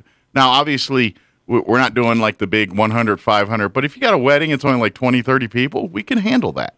We can do all that for you. And all of that helps the Historical Society to continue doing what it's doing. So. That's for sure. That's right. Yep, all those little things. And even the easy ones is go to the website, roswellnmhistory.org. Go purchase a Peter Hurd print, or purchase one of our books from one of our great local authors, or donate direct, or by the way, if we're talking about the change drive, we can, if you're like, hey, I got a business, you want to give me a receptacle, I'll collect some change for you. For sure. Love to have you do that. That'd be a great thing. We can do that. We have containers. We'll be more than happy to help. Shout out to Matthew Schaffel. He's really helped with the change drive and everything. We'd be happy to deliver something to you, that's for sure, and help get that out. Well, I'm thinking about it on the website, too, the GoFundMe page. Sharing that link and reminding others all over the United States and anywhere around the world coming together. So that GoFundMe information is on the website also. We're really trying to keep the website updated so that everything you need, going to that. Follow us on Instagram. The Historical Society has been historical in many manners. We're getting up in the world. Yes, we're Instagramming. Yeah, I got to remember that. That's new to the repertoire. I got to keep putting that in. We're going on Instagram. We're on the gram. Oh, you know what? We're just blessed with so many volunteers, and I'm the only employee, and that's probably a lot my fault. but it's hard to cover it all. But follow us on Instagram, Historical Society, SENM. Follow us on Facebook, and just sharing all this information. If you're doing nothing but sharing all this information with your other organizations, again, working together, other organizations doing a little bit to help us, we're turning around and we want to help other organizations. At the end of the day, that's what it's all about. And we're in this life together, and I continue to want to remind everybody we do not want to talk about what we can't do. We just want to talk about what we can do. And together in this amazing community, I think there's sky's the limit. You know, there's nothing we can't do. We just need to work together. Absolutely. You know, you had mentioned talking about the only paid employee and things like that, but this is why, my opinion, I think why I love what the historicals, I mean, the mission and everything is why I'm there, but what I love about it the most is over the last 5-6 years or so, I've got quite a bit of experience being on boards and things like that, and doing that kind of stuff. And I've been on some really good boards, and I've been on some boards that were a little more squirrely. We'll just go with that. And I will say this is the beauty of what I love about the Historical Society. Like you said, the board has been created and built in a way that it's, all the people on the board aren't great at everything. We're all great at certain niches and have certain skill sets and certain things. So, and the board works really in that way. So we have a couple people that are stalwarts that do everything, and they're just there for, your Janes, and I don't want to start mentioning names because I'm going to miss people, but we have so many people like Jane and others on that board that they're for everything. And then we have folks that probably fall more in my category. I'm good at promoting things, so that's kind of what I do. But we have members that are really good at the social media and the that side of things, and doing Instagram and the more social media side stuff. And so we have people on the board that's more their strength, and that's where they lean towards. And so Amy's kind of the wrangler of all this, and it really is an amazing. As far as seeing a group of people work the way it should, I think the Historical Society, this is my opinion, they have it right. I think it's one of the best run, and you know what? It's like any organization. There's hiccups. There's bad problems that occur and things like anywhere.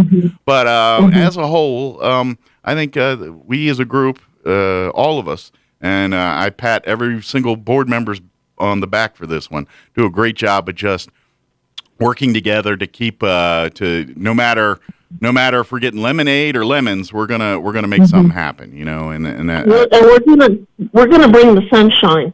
And Mike, that is something that I've seen in the last couple of years through everything that we are overcoming, challenges and circumstances, and many things are beyond our control. But I do believe 100% that the legacy of the Historical Society, going back to Elvis Fleming and our forefathers, they started that. They gave their talents and treasures. They're ordinary people working hard for the good, celebrating history. And I am proud of the Danielle Gonzalez's that are using their talents and treasures through graphic designing and helping with social media and the future, if you will. Many of us are more grandmas and grandpas. Yeah, but then we got the board members too that are like the ones that know the construction, and also they're very much involved in the actual construction side and renovation side and upkeep side. And we have some people that are very good at that, and others that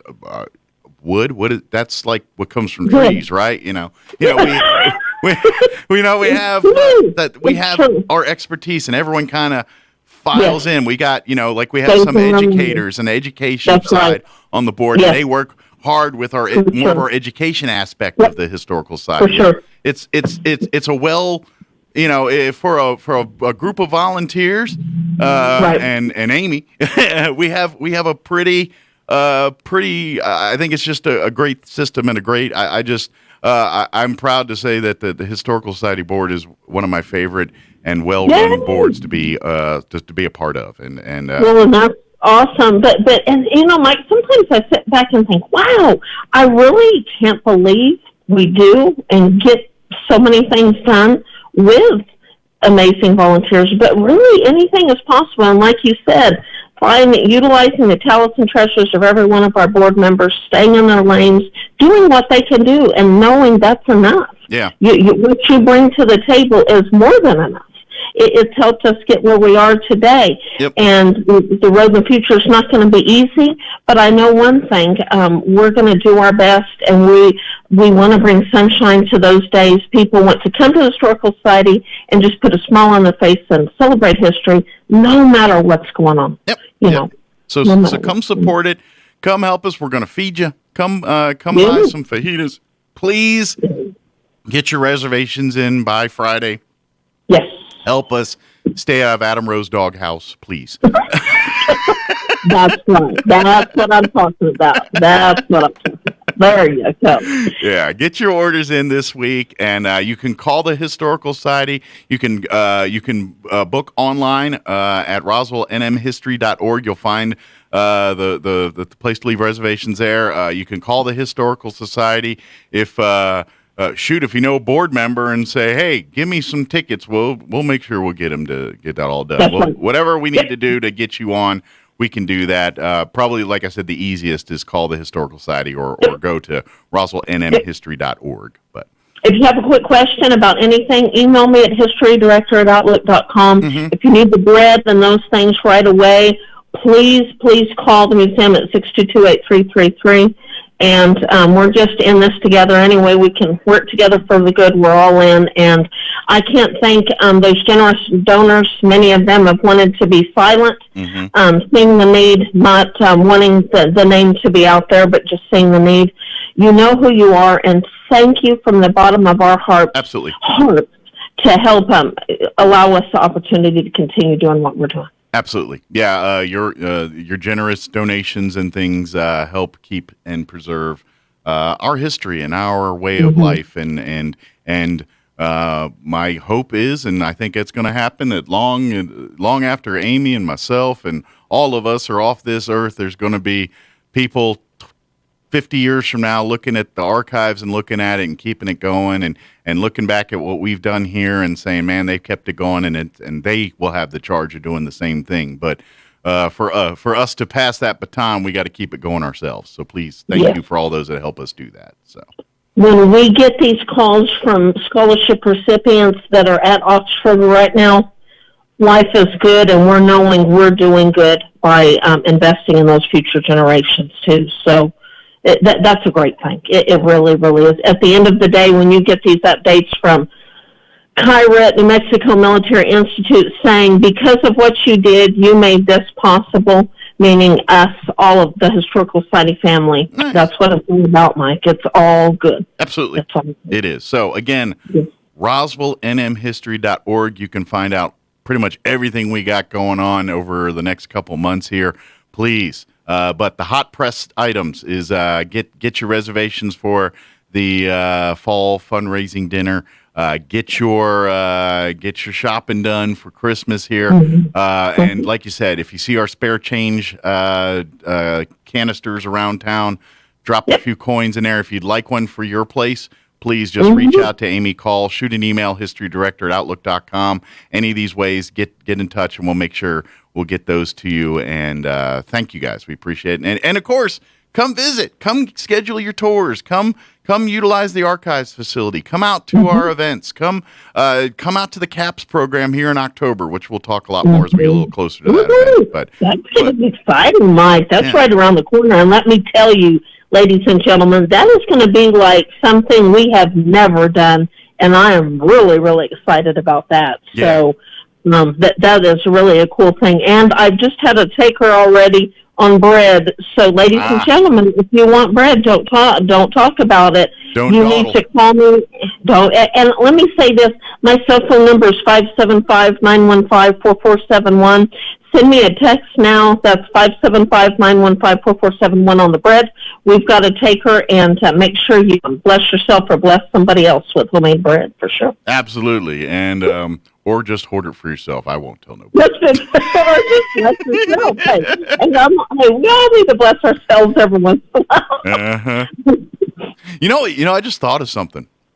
You know, when we're able to do the 4th grade tours and everything again, and do all that, maybe, because butter churning is part of that experience.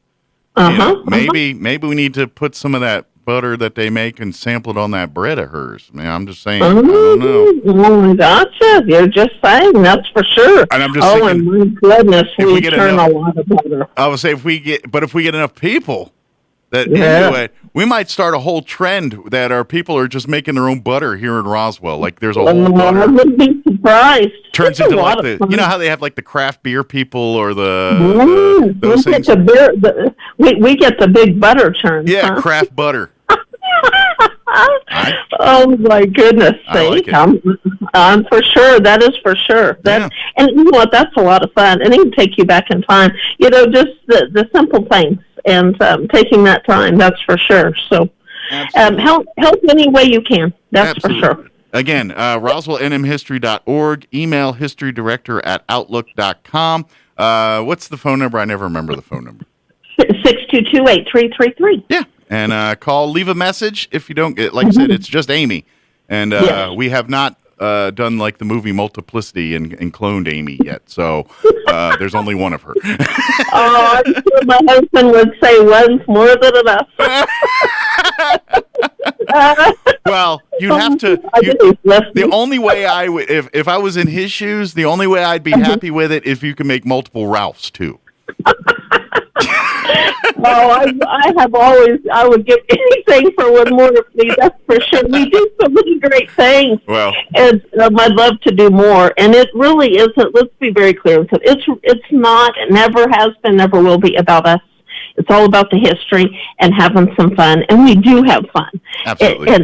And that's what it's all about. And touching life, blessing the lives of others, getting those future generation scholarship kids coming back to Roswell. Oh my goodness, that is just a reminder of what we are all about, literally. Absolutely. Is getting those scholarship recipients back to Roswell, celebrating history and their dynamic ways, and spreading it all over the world, celebrating the history of Roswell, what it's all about, not just one thing, not a couple of things. We're so rich in history. Absolutely. And I always think I'd love a John LeMay book to come to life, and it's spreading all over, telling our story, because we have quite the story. Oh, absolutely. And this is an amazing community, and we do come together, and that's what it's all about. Well, and it is so much more, and I know we're running out of time, and probably not the time to open this can of worms, but I mean, if you think about it, I mean, yeah, most people think Roswell and they think aliens, obviously, and sure, that's the draw. We'll take it, but then once you're here, then you learn about like the Lincoln County and the Billy the Kid and all of that. You learn, and of course that's the big number 2. But then we go way deeper now. I mean, think of our ancient history here with the Native Americans, and I mean, her son, Amy's son, has gone out to and explored these caves in our area and done the photographs from long before we were on this earth. So when we talk history, it's not just aliens and Billy the Kid. It goes all the way back to cave paintings and stuff like that. So we have a very rich history. So, New Mexico Military Institute, I'll brag about it, and I'll continue to brag, have a phenomenal timeline. Go to their website. Oh my goodness, I'm quite envious, actually. Yeah. My 5 to all of them have a phenomenal timeline. If you go to our website or come into the museum, our timeline, it's a reminder our history isn't just about one particular event so long ago. It's so much more. Yeah. And just celebrating it all, and at the end of the day, coming together and celebrating history. But I remind those 4th graders all the time, we're experiencing history right now. Yeah. And we can bring the sunshine and bring the roses, or we can, gripe and moan and and bicker. But you know what? I have a vision of us all coming together and people realizing the dynamic history we have around here. And so, and I think we could be the example. Let's come together for the good and then bring sunshine and bring light. And we do. It's so much more than the eye, I guess you will. I hear it so many times. Like somebody will come to the museum for a couple hours and like, oh my gosh, we need to stay another night. You've got all these amazing museums. You've got all this rich culture. You've got all these outdoor. We have it all. And I'm proud to represent something that's much greater than just the history. It's about this amazing community, and we need to celebrate it and come together And that's one thing that we can't argue about, right? Absolutely. I don't care what side or what we believe on this. We can't argue that this is a dynamic community, and we've got so much to offer. So let's celebrate it. Come on out, get involved. RoswellNMHistory.com is .org. I'm sorry, RoswellNMHistory.org or HistoryDirector@Outlook.com. Please reach out, get your reservations for the fall fundraising event, and come support us. Come have some fun with us, and come be a part of our little community. So. And follow us on Instagram. I haven't gotten an Instagram follower from this interview, so I want one. So follow us on Instagram right now. Don't forget, and history. On Facebook. I guess it's under Historical Society for Southeast New Mexico on the gram. Instagram. Historical Society, SEMM. That's SEMM. Exactly right. On the gram there. Awesome. Yeah, that's right. That's right. Well, thank you, Amy. Appreciate you spending some time with us here. I'll go let you stomp out some fires and put together the 20 things you got to get together here before we got the next thing. but 106.5 helps things become possible. Thank you very much. Thank you for making things possible. Thank you very much. We'll see you Happy next time. days. All right. Oh, thank you so much. Take Appreciate care. it. Bye-bye. Bye-bye. All right, there was Amy McVeigh-Tejas. Big thank you to her for hanging out with us here and getting us all. I'm serious. I love being. I mean, I'm on some great boards too. The chamber, various and other great boards. But I really do. Just the years I've been on that board, it's just bang up job by that group. All right, we got 5 minutes for the top of the hour. Let's go ahead and get you into your town hall business update and local news here real quick before town hall news.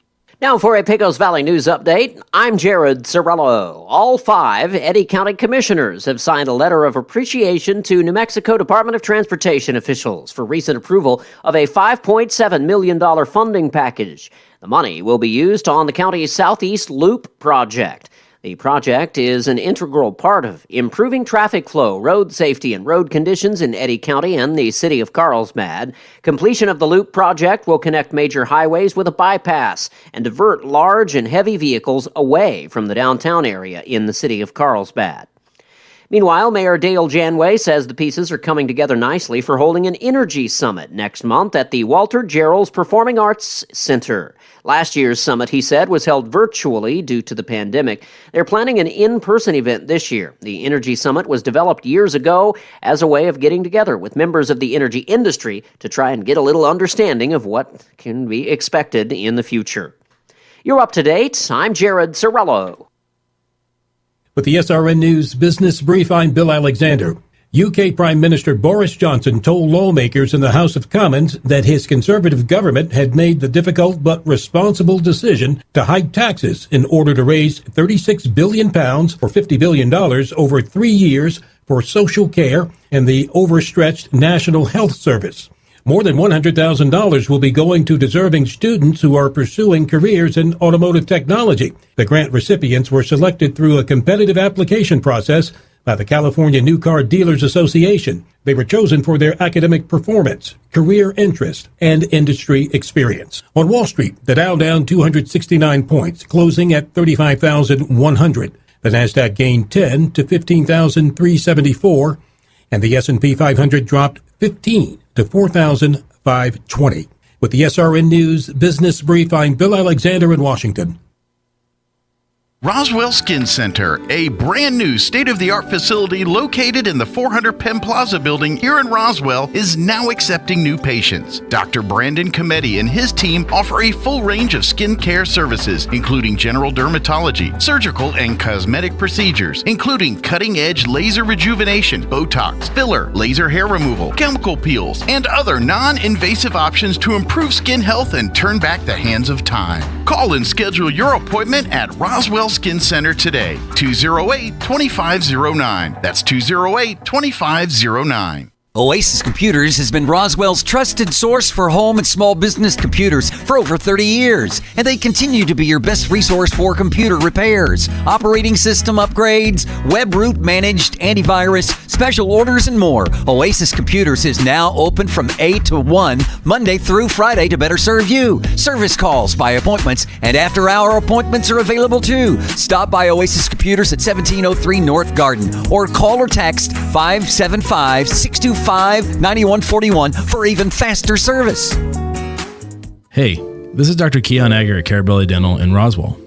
Our office is passionate about creating beautiful, long-lasting smiles. But here's the thing. Sometimes that means dentures, and that's not a bad thing. These aren't your grandma's dentures. We combine artistry and the latest technology to create beautiful, natural-looking teeth. If you are in southeastern New Mexico and you have dentures or are considering dentures, you need to come visit us at Carabelli Dental. Come see the team at Carabelli Dental or call 622-4455. Your home for Sean Hannity in Roswell. 106.5 Roswell's Talk FM, KEND, Roswell, New Mexico.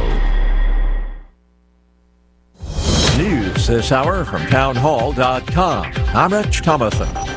4 former Gitmo detainees have been named to the cabinet of the new Taliban government of Afghanistan. Those aren't the only appointments raising eyebrows around the world.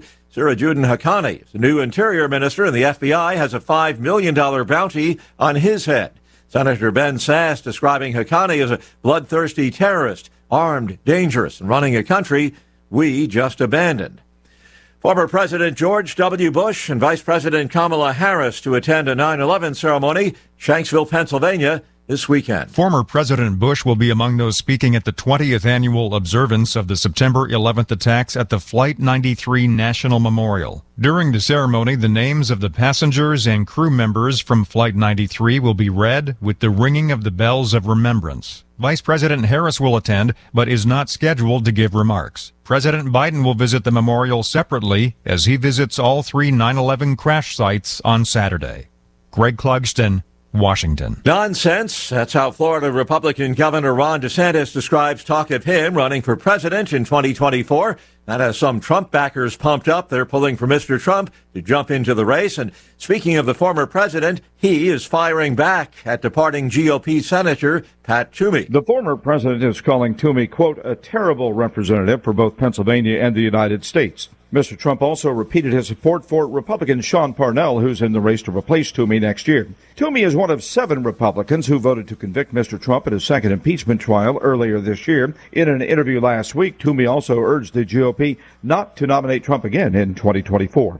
Bob Agnew reporting. Wall Street, the Dow is down 90 points, the NASDAQ off 140, and the S&P trading 17 points in the red. More on these stories at townhall.com.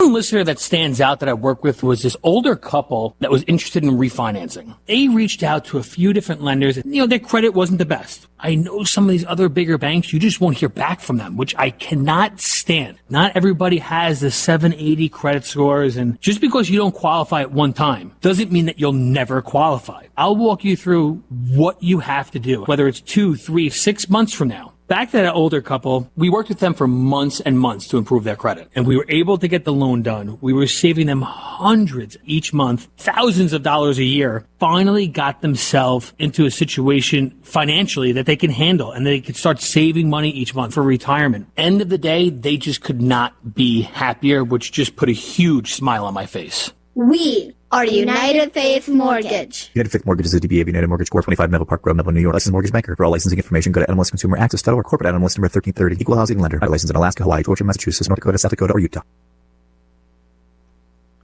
India's top court clearing the way for more women to join the military. Women were previously only able to join the armed forces on short-term commissions for up to 5 years, which resulted in them making up just half of 1% of the Army's 1.4 million personnel, 1% of the Air Force, and 6.5% of the Navy. They've also not had the same benefits as their male counterparts. Pressure was building from India's Supreme Court, which criticised the government for having a regressive mindset and discriminative policies. So women will now be allowed to study for permanent commissions alongside men, though they'll still be blocked from serving in most frontline combat roles. That's the BBC's Dan Johnson. Moroccans choosing a new parliament and local leaders in elections that have been reshaped by the pandemic, whose outcome tough to predict as opinion polls were not allowed ahead of the vote. News and analysis at townhall.com. 6 of the 20 men going on trial in France for the deadly 2015 ISIS attack on Paris being tried in absentia. Salah Abdul-Islam, who abandoned his rental car in northern Paris and discarded a malfunctioning suicide vest before fleeing home to Brussels, has refused to speak with investigators, but he holds the answers to many of the remaining questions about the attack and the people who planned it, both in Europe and abroad. For the first time, victims can also have a secure audio link to listen from home if they want, with a 30-minute delay. The trial is scheduled to last 9 months, with September dedicated to laying out the police and forensic evidence.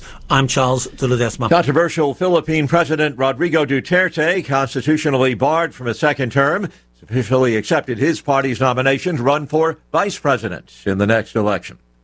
More on these stories, townhall.com.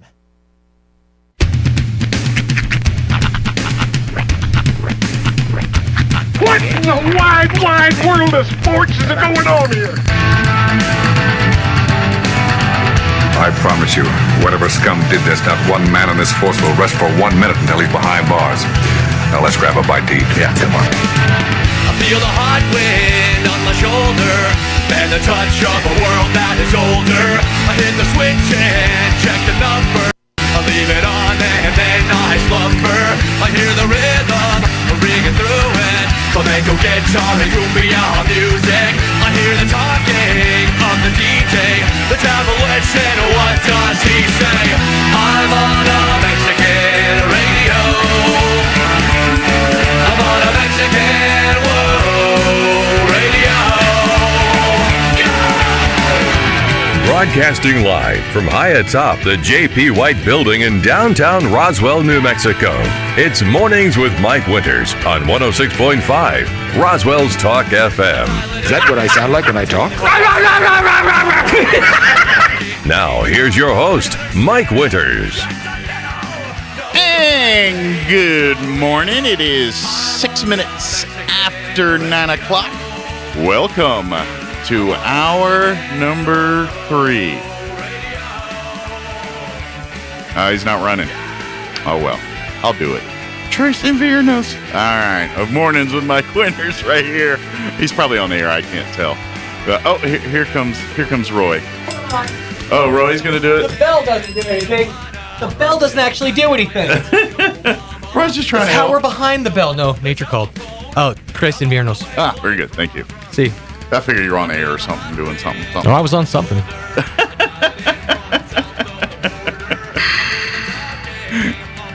Bunch of savages in this building.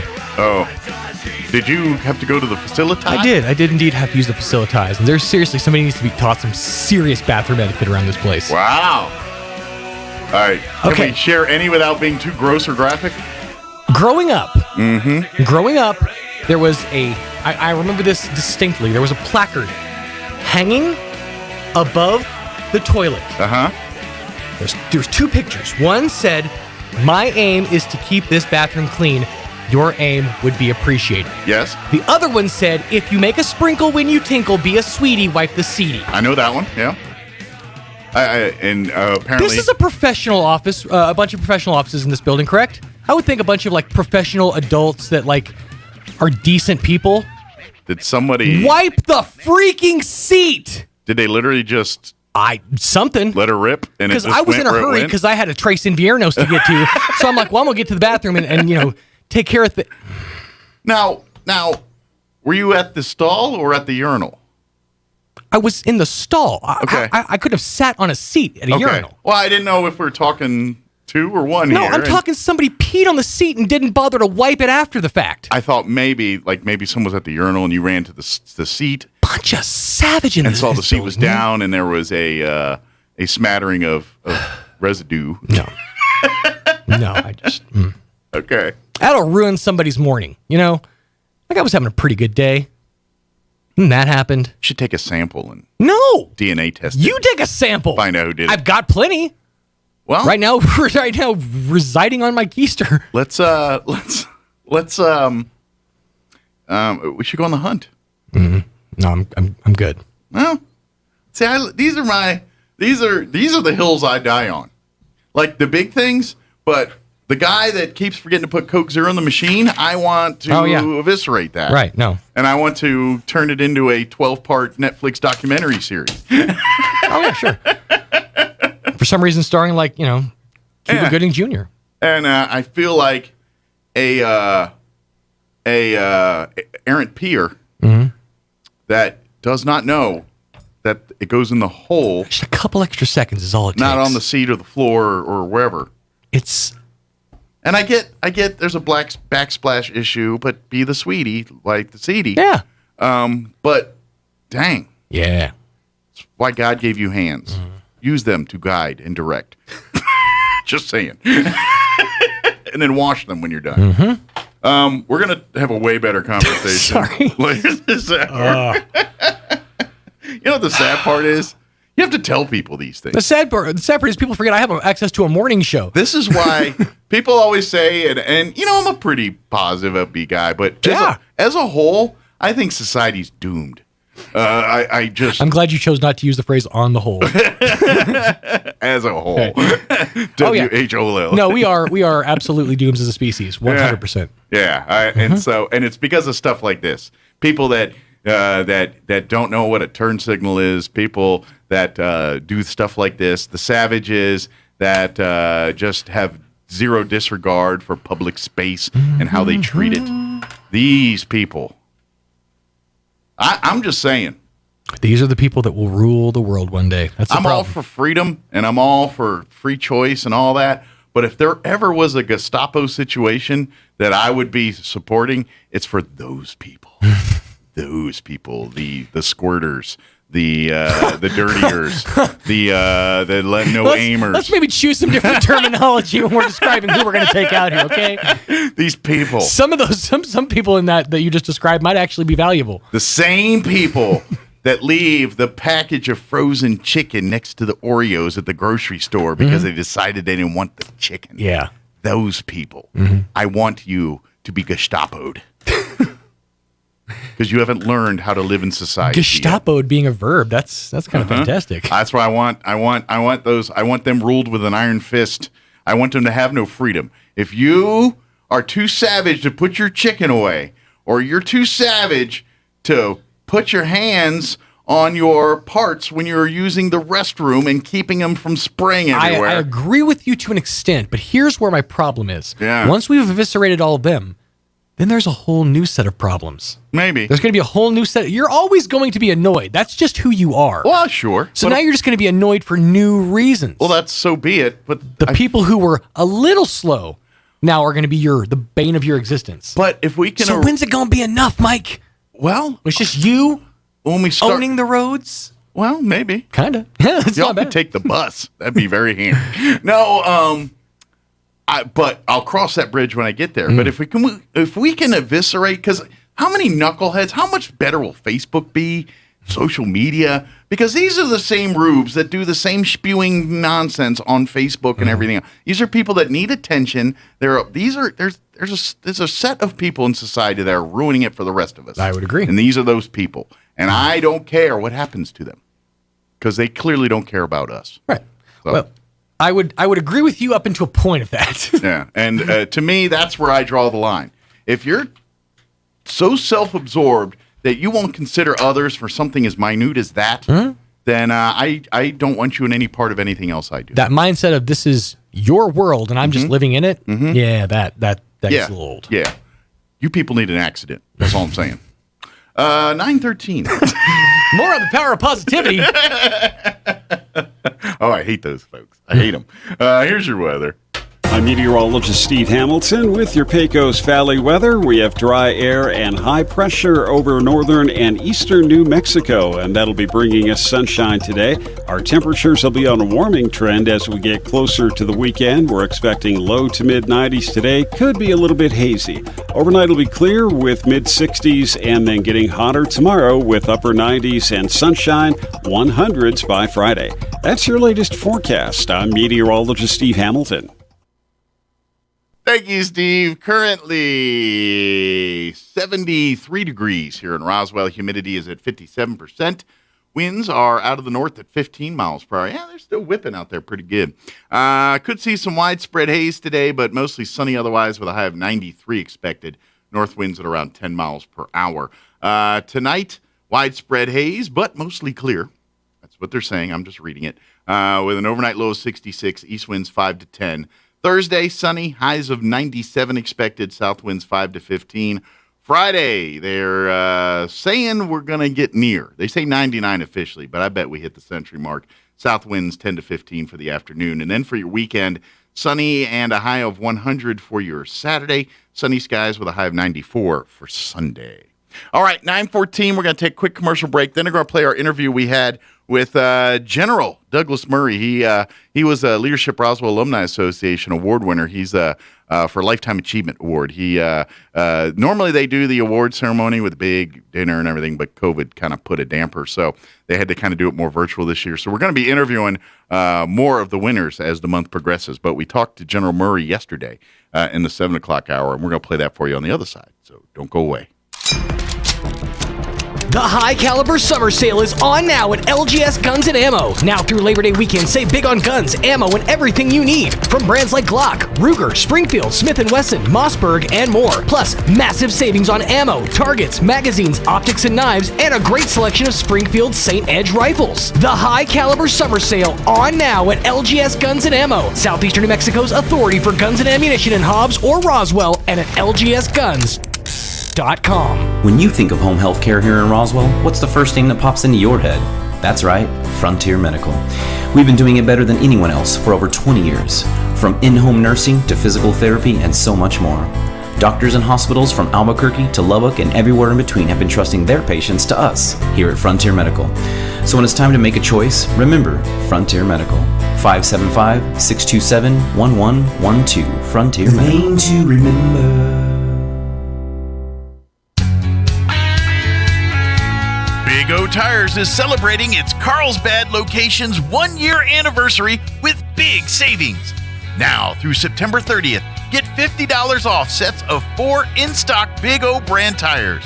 Up to $150 in tire rebates from brands like Goodyear, Pirelli, Bridgestone, Hankook, and General Tires. Plus discounts on oil changes, alignments, financing options, and more. Stop by either Big O location for these big deals.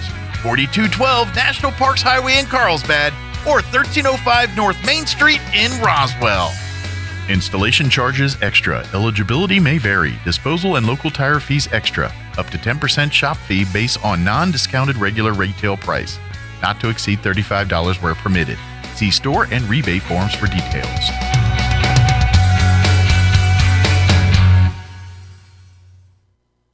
How many times do you think we could say lucky in 30 seconds? This is the lucky 13th year for the Artesia Chamber of Commerce's Clays Crusher Fun Shoot. If you're feeling lucky, please join us on Saturday, September 18th for a fun day of shooting clays. Luckily, we scored a spot at the Eddy County Shooting Range and we'll have 2 rotations at 9 a.m. and 1 p.m. If you're lucky, you will hit all 70 targets. If we are lucky, the weather will cooperate. It's just $150 per participant. A team of 5 is just $750, and a sponsorship is luckily $1,300. Sign up at artesiachamber.com or give us a call at 575-746-2744. We just said 7 luckies in 30 seconds. Luck must be on our side. Clays Crusher, September 18th, artesiachamber.com. Paid for by the Artesia and Eddy County Lodgers Tax. Bob Reed Pest Control is committed to providing the most modern pest control management solutions for homes and businesses. Bob Reed can handle every aspect of pest control, from general insects to trees, shrubs, yard treatments, and commercial weed control. They're the only authorized Centricon termite elimination system operator in southeastern New Mexico. No job is too big or too small. Call Bob Reed Pest Control today. Southeastern New Mexico's pest management professionals, 623-5344, and find them fast in names and numbers. Wednesday on the Clay Travis and Buck Sexton Show, we'll be talking about Afghanistan. We will also be discussing everything going on with the budget as it continues to work its way through, and the latest on COVID restrictions, all that plus, Buck. The Biden administration has some folks who are hoping that some of the Trump border policies come into effect. We'll explain how that's possible, why that's going on the Clay Travis and Buck Sexton Show. Travis and Sexton are on Roswell's Talk FM weekdays at 10. Here's a Mornings with Mike Winters fun fact. The word gorilla is derived from a Greek word meaning a tribe of hairy women. Mike recommends that if you see a tribe of hairy women, you don't call them gorillas. Here's Mike Winters. And good morning. It is 19 minutes after 7 o'clock, and joining us on the phone this morning here, Leadership Roswell Alumni Association. Of course, they have their annual awards where they recognize some great leaders in our community. And for the Leadership Roswell Alumni Association, for this year's Lifetime Achievement Award winner, went to General Douglas Murray, and he is actually joining us on the phone this morning. Good morning, sir. How you doing today? Good morning, Mike, and good morning.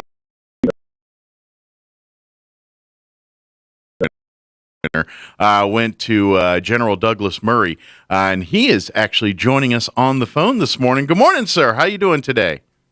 Good morning, Mike, and good morning to your audience. Thank you for this opportunity. I do want to say thank you to the folks out there that may be listening. I got very many nice remarks on my retirement, and I appreciate all of those. I hope to respond if I can at some point in time. And again, as you mentioned, I do appreciate what Leadership Roswell has done as well. Well, I know the New Mexico Military Institute, and certainly the Walker Aviation Museum, and many other facets of the community that you're involved with. They're all doing fine, going well, but I know they all sure miss having you around, and we as a community sure would love to see you and your family hanging out from time to time. But we're also happy that you're off enjoying retirement and enjoying the fruits of your labor there. Well, no, I hope so, and I appreciate your remarks as well. You know, you really take a chance when you put me on the radio because, as I am often told, as an old professor, I speak in only 50-minute periods.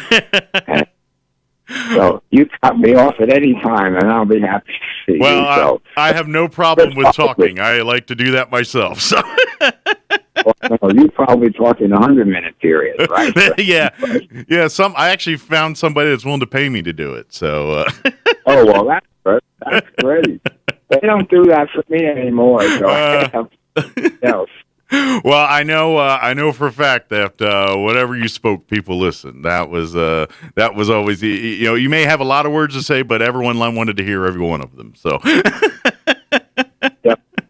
Well, so first off, before we talk a little bit about this, how is life retired now? It's been a few months since you've left this area. How's retirement been for you? Well, the bottom line, it has to be fine. Yeah. But it's a transformation, and it's a transition.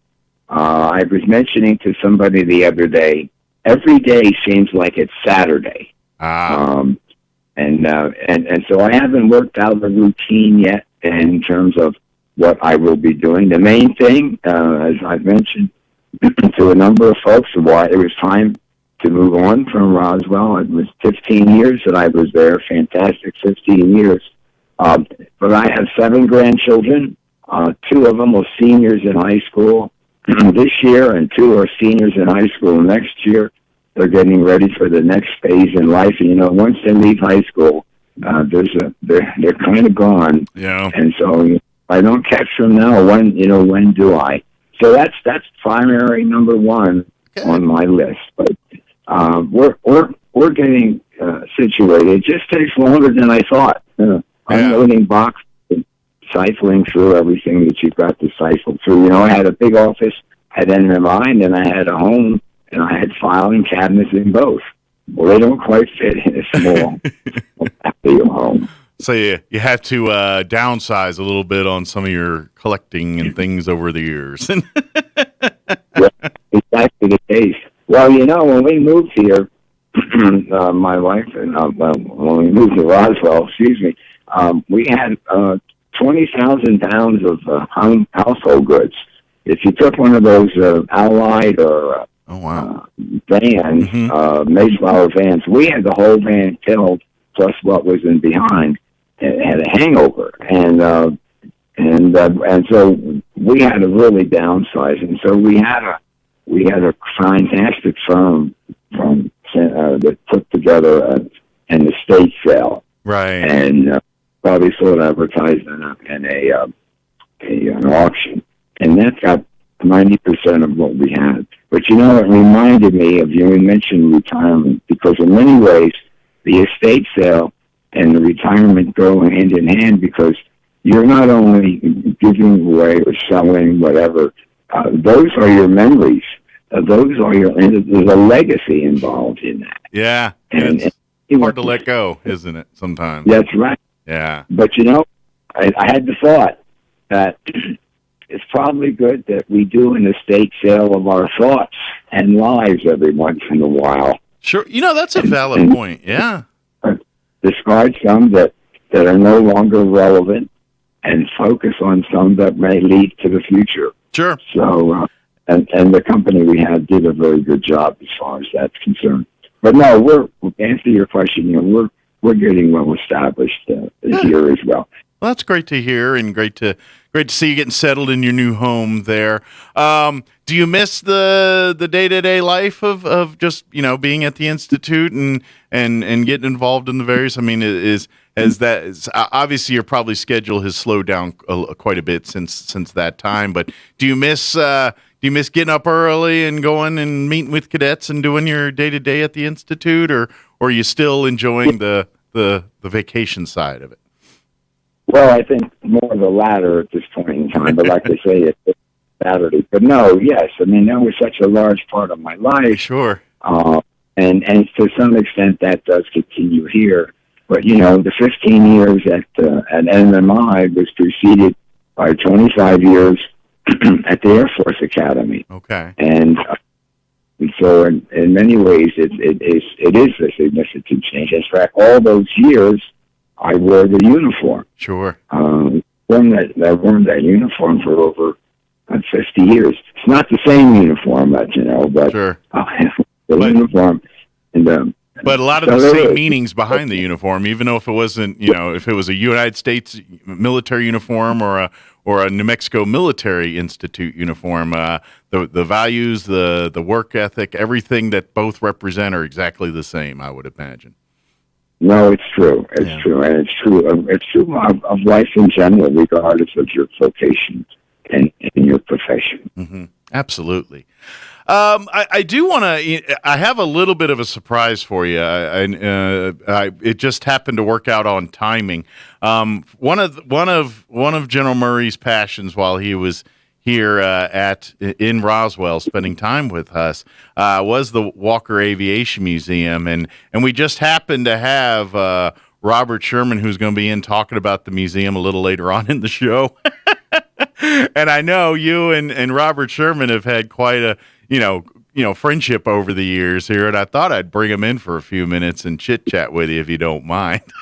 Oh, that's fantastic. Hey, Robert, come on in. He's in the waiting room now. Have him come on in and grab a headset here. How many years were you at the Walker Aviation Museum as well while you were here? Well, it was probably most of I'd say in the 14 years after the first year. I always kid about it because when I came in, General Griswold, actually it was Admiral Ellison, who was the superintendent, said, they are building this Walker Museum. There's never been a significant recognition, and they see you coming in. They figured that if you're a general officer, you can get us a B-52 down here. But I failed to do that. We did get a 105, and Robert can tell you all about that as well. But no, it's been a good association. It's been the bedrock of my association with the good folks in Roswell, and an opportunity and fantastic group of folks that started that organization and have really made it what it is, and Robert, of course, is at the lead of that. But to give people an understanding of exactly what the Walker experience, the time frame, and so forth, what the airfield meant then and now. Well, I can tell you this. First thing Robert told me, he said, "I'm going to give him a hard time. He's too young to retire. He's this youngin' over here." And I got he's actually on the mic here with you. Go ahead and say hi, Robert. Say hi to Doug. Hey, General, how you doing? Oh, I'm doing good. You need to tell them about the birthdays when they're talking about age. Yeah, I told him that. That's why I call you young man, because I'm 36 hours older than you are. No, that's right. He's the young. So he's certainly all I know. Certainly all I know. You'd appreciate this along the same lines. You know, all the years I was at NMI, I was the older generation. There are a few faculty members that have been there for quite some time, though many of those have left in the 15 years, and there's some staff that have been there. But I was certainly the older generation in that environment. Now I must tell you that I've come to Colorado Springs, and I'm in Liberty Heights, which is a retirement community, and all of a sudden I'm no longer the older generation. I think I'm the younger generation. So I have some. My in-laws they live in a community in Tucson area, and it's very much the same way. A lot of pickleball, and they have a lot of amenities there. And they're the young spry ones now. So welcome to the neighborhood. Well, and I must tell you this story because it's a fantastic group of folks that are a bit of a legacy of all their own. But the gentleman next door to me, he was telling me how he was drafted into the Army in 1942 and spent 27 years in the Army. I said, 1942? Yes, he said. So he's in his 90s now. Wow. But he's as spry as ever, and he's got some great stories to tell as well. So it's a learning experience across the table, actually. Well, good deal. Well, hopefully you got a lot of dinners with neighbors and outings together where y'all can swap stories and be neighbors. That'd be a good thing. So I'm going to put Robert on the spot here. Is there any stories right off the top of your head that stands out about General Murray you can think of, either for Walker or anything, one of those moments, or you're just a General Murray story? Is there anything you can think of off the top of your head? A General Murray. Be careful now, Robert. No, we don't have.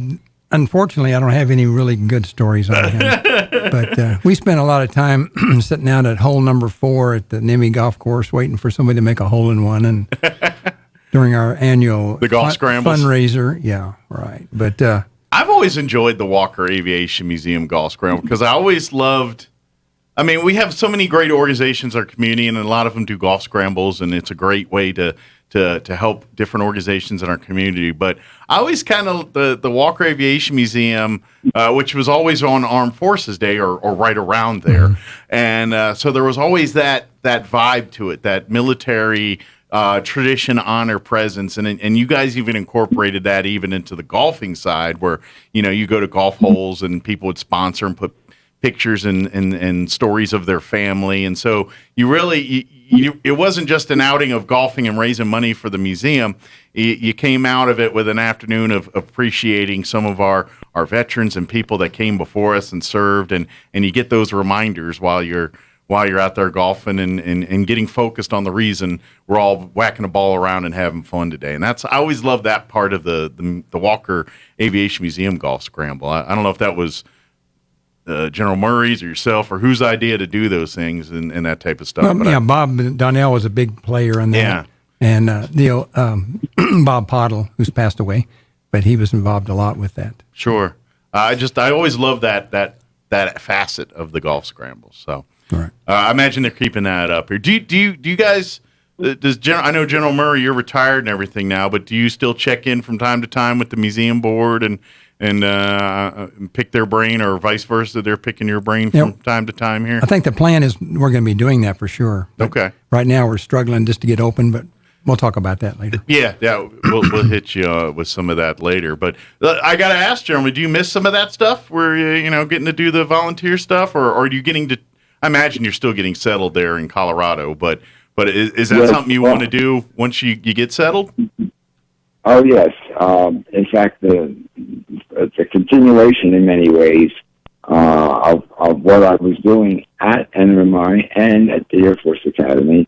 I was elected to the board of the first military school in Colorado, if you exclude the Air Force Academy. And it's a school, it's a day school, but it goes K to 12. It's Colorado Military Academy. Interesting. And so that keeps me well informed with respect to the importance of a military school. Sometime it might be fun to do a show and talk about what military schools are about, which is all about leadership and so forth. So no, I'm involved with that. Somebody said to me, "What are you going to do?" And I said, "Well, I got to be careful because I don't think it's what I'm going to do. It's going to be people who come to me and ask me to do something for them, which I would be more than willing to do." But again, it's a setting up a new schedule. That's really the challenge. Sure. Just to keep active, especially with the challenges this nation faces today, like it's never faced before. So. I've got to ask, looking back at your career, both with the Institute and the military, and just putting it all together, so many years spent molding and shaping and training and teaching leadership to young men and women for so many years, whether it was at the Institute or in the military. I got to ask you personally, what's your favorite aspect of that? Is it the moment with the whoever your student is, be it a military member or a student at the Institute? I mean, what was the part that just did it for you the most? When it comes to teaching, and was it the working with the kids? Was it something else? What was it that I guess you enjoyed the most, or the part that you got the biggest appreciation out of your time working with so many students over the years? Well, it really is all of those things. Yeah. But I think if you were to look at the center of it, it's opening their minds to a world that they will go into, but not just go into it, but to become a part of it and to make a contributions to it. Mm-hmm. I don't know if you've ever read Wes Moore's book on what a military school and what he learned from a military school. Mm-hmm. But it's awakening them to that reality. And let me just, I spoke at the graduation this year, and here's what I had noted this, and I thought I might bring it to your attention. If you ask me what excites me about the teaching mission, and it's this: it is the fact that you are inculcating in these young people a life that's more than for themselves. And Westmore says it's the truth that hunts us down, our common calling. That when we answer that call, we'll find that the world's challenges and our own work eventually meet. The place God calls us to is the place where our deepest gladness and the world's deepest hunger meet. To provide that perspective, and it's done in every course in different ways to encourage them to discover the world outside of themselves, but the world inside themselves as well. And to awaken in them a need, a calling to serve others. And gosh, that defines our nation from its earliest days. It defines everything that we do in the world. We don't always succeed, but we have tried, and that I think is shared by everyone who interacts with the generations coming up in their lives. Sure. And I think, and that's where I think you consider yourself very lucky, is you sat right there in the driver's seat and getting to see those moments where these students as they progress through their education and kind of have those light bulb moments where it all starts making sense. Where I just feel like military and you probably you've seen, I'm sure, this in your time and experience, but military is that very environment for me where you get to see people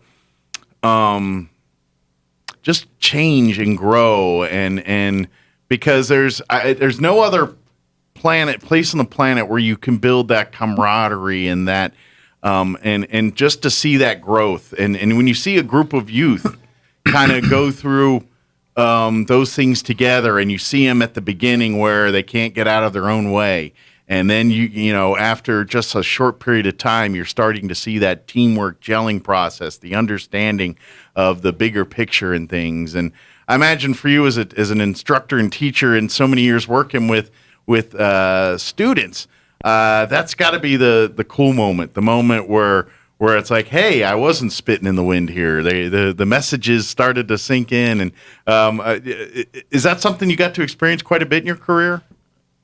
Yes, I think you do it at every level. And but you know what's kind of cool about all that? It's a two-way street, because you are growing, sure, and expanding yourself as the faculty and the staff as well. Mm-hmm. So it really does form the idea of a community that's built around mutual learning. And you know, the changes that have occurred in education and the way in which learning is portrayed and delivered is undergoing significant changes, and COVID-19 has been a major factor in that. You know, when I was growing up so long ago, some people think that I was around in 1891 when the school was founded. Not quite, but you know, if you wanted to read something, you went to this place they called the library. And if you wanted to learn something, you went to this place they called the schoolhouse.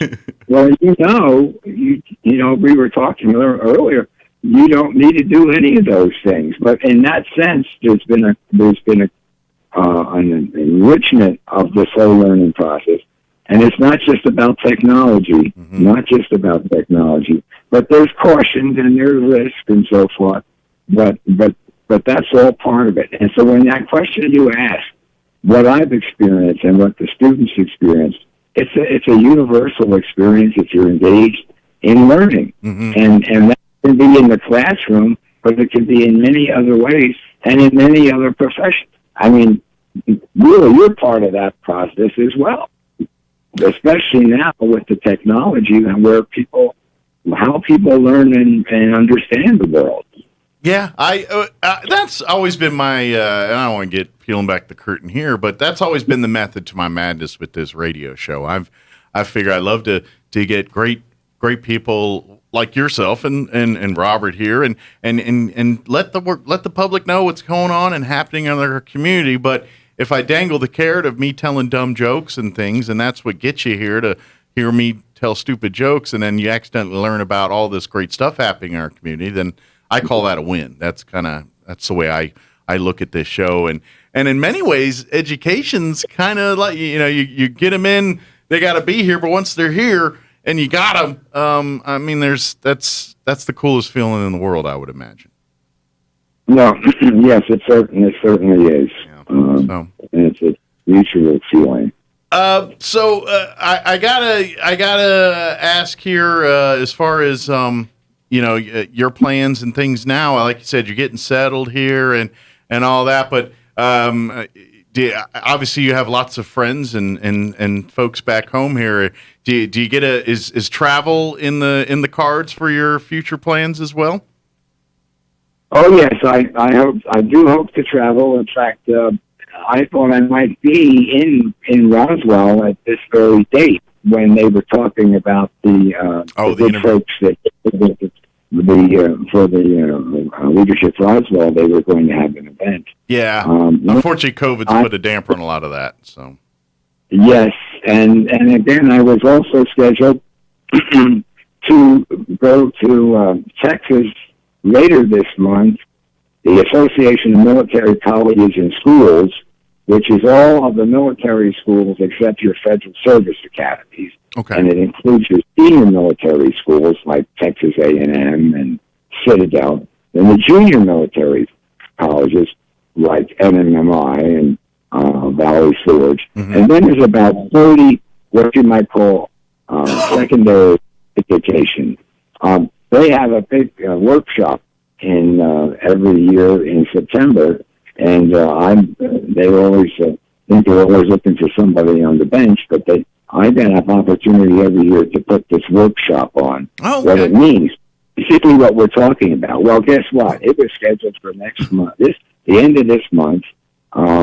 They bring in the new leadership across the country, the new leadership of military schools across the country. Okay. But then with this outbreak of COVID in Texas right now, they're going to do a Zoom presentation. But no, I do hope to do travel. I do hope to do some, vacation type travel and go some places that I've not had a chance to go and take the grandkids. They can help the old man up and down the steps. That's right. Get them to work. That's right. You were mentioning the various, the military schools and things, and I grew up originally in the Maryland, Washington D.C. area, and but one of the things I did when I was an older teen, I was involved in scouting, Boy Scouts, and everything growing up, and I would work in a summer camp there in the summers in Virginia. And it was a summer camp that was about 15 minutes from a town called Lexington, Virginia. And as you probably know, General Murray, home of Stonewall Jackson and things like that, but also home to the Virginia Military Institute. And that was one of my first exposures of seeing what life was like at a military school and seeing what a community that supports a place like that. And that's a beautiful school. I don't know if you've ever been to that area or been to that institute, but you just when you were talking about Citadel and some of that, it just kind of reminded me of some of those experiences. And that's a beautiful campus too. But well, as you know, I was born and raised in New Jersey. Okay. And I did my undergraduate work at Georgetown University in Washington, D.C. Okay. So Washington, D.C. is still one of my favorite cities. And, of course, in the military, I was stationed at the Pentagon as well. So I figured you had time in that area. And also, as part of the Association of Military Colleges and Schools, it does bring me on some of those campuses, and VMI has been one of those.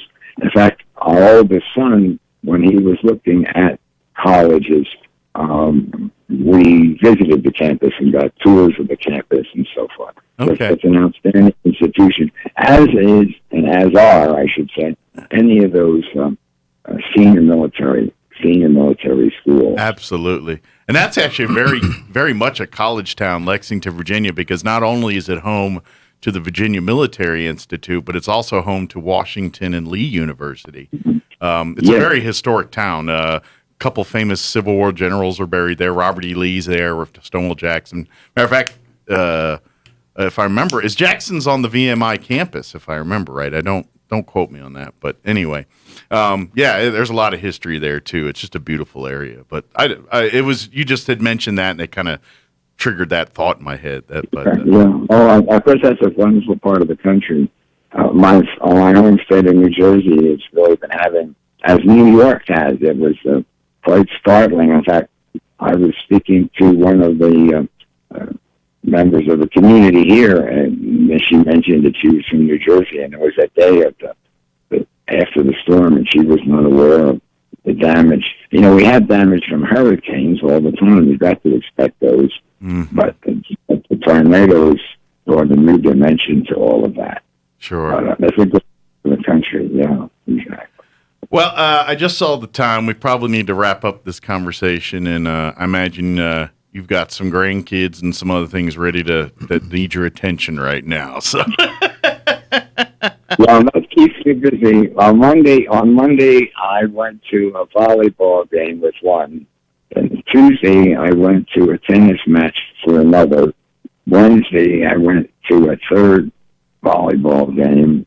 And Friday, I went to a cross-country meet.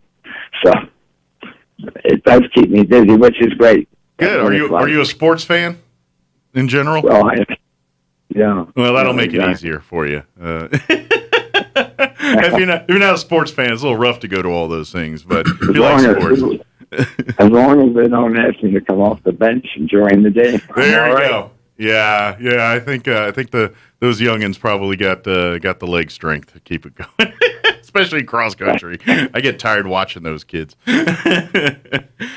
General, before we let you get back to, is there anything that you wanted to mention that we just skipped over or didn't get a chance to address? No, I've enjoyed the conversation, and my appreciation to you, sir, for what you do and for the city of Roswell, and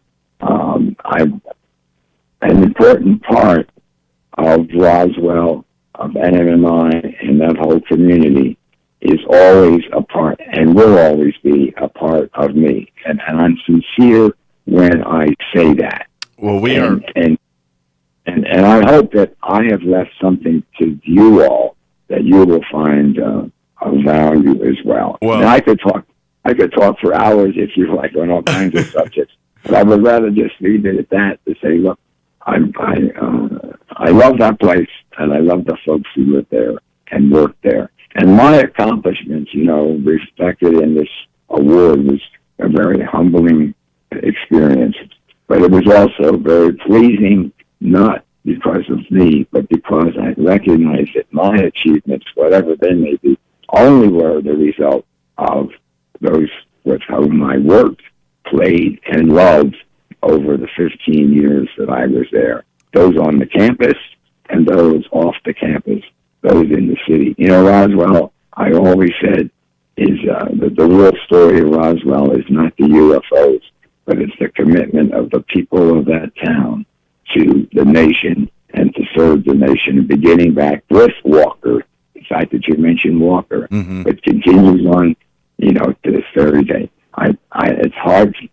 I've often said that the number of events that occur on Veterans Day in Roswell is unbelievable, but it's merely on a reflection of that community. And, I'm not running for office. Or somebody said I'm almost old enough to run for president. But, well, I know exactly what you mean. You're right. We have a great group of people that if there's a crisis or if someone needs help, they step up and do it. And it's the same people that, like you said, we honor our veterans. And yeah, you're right.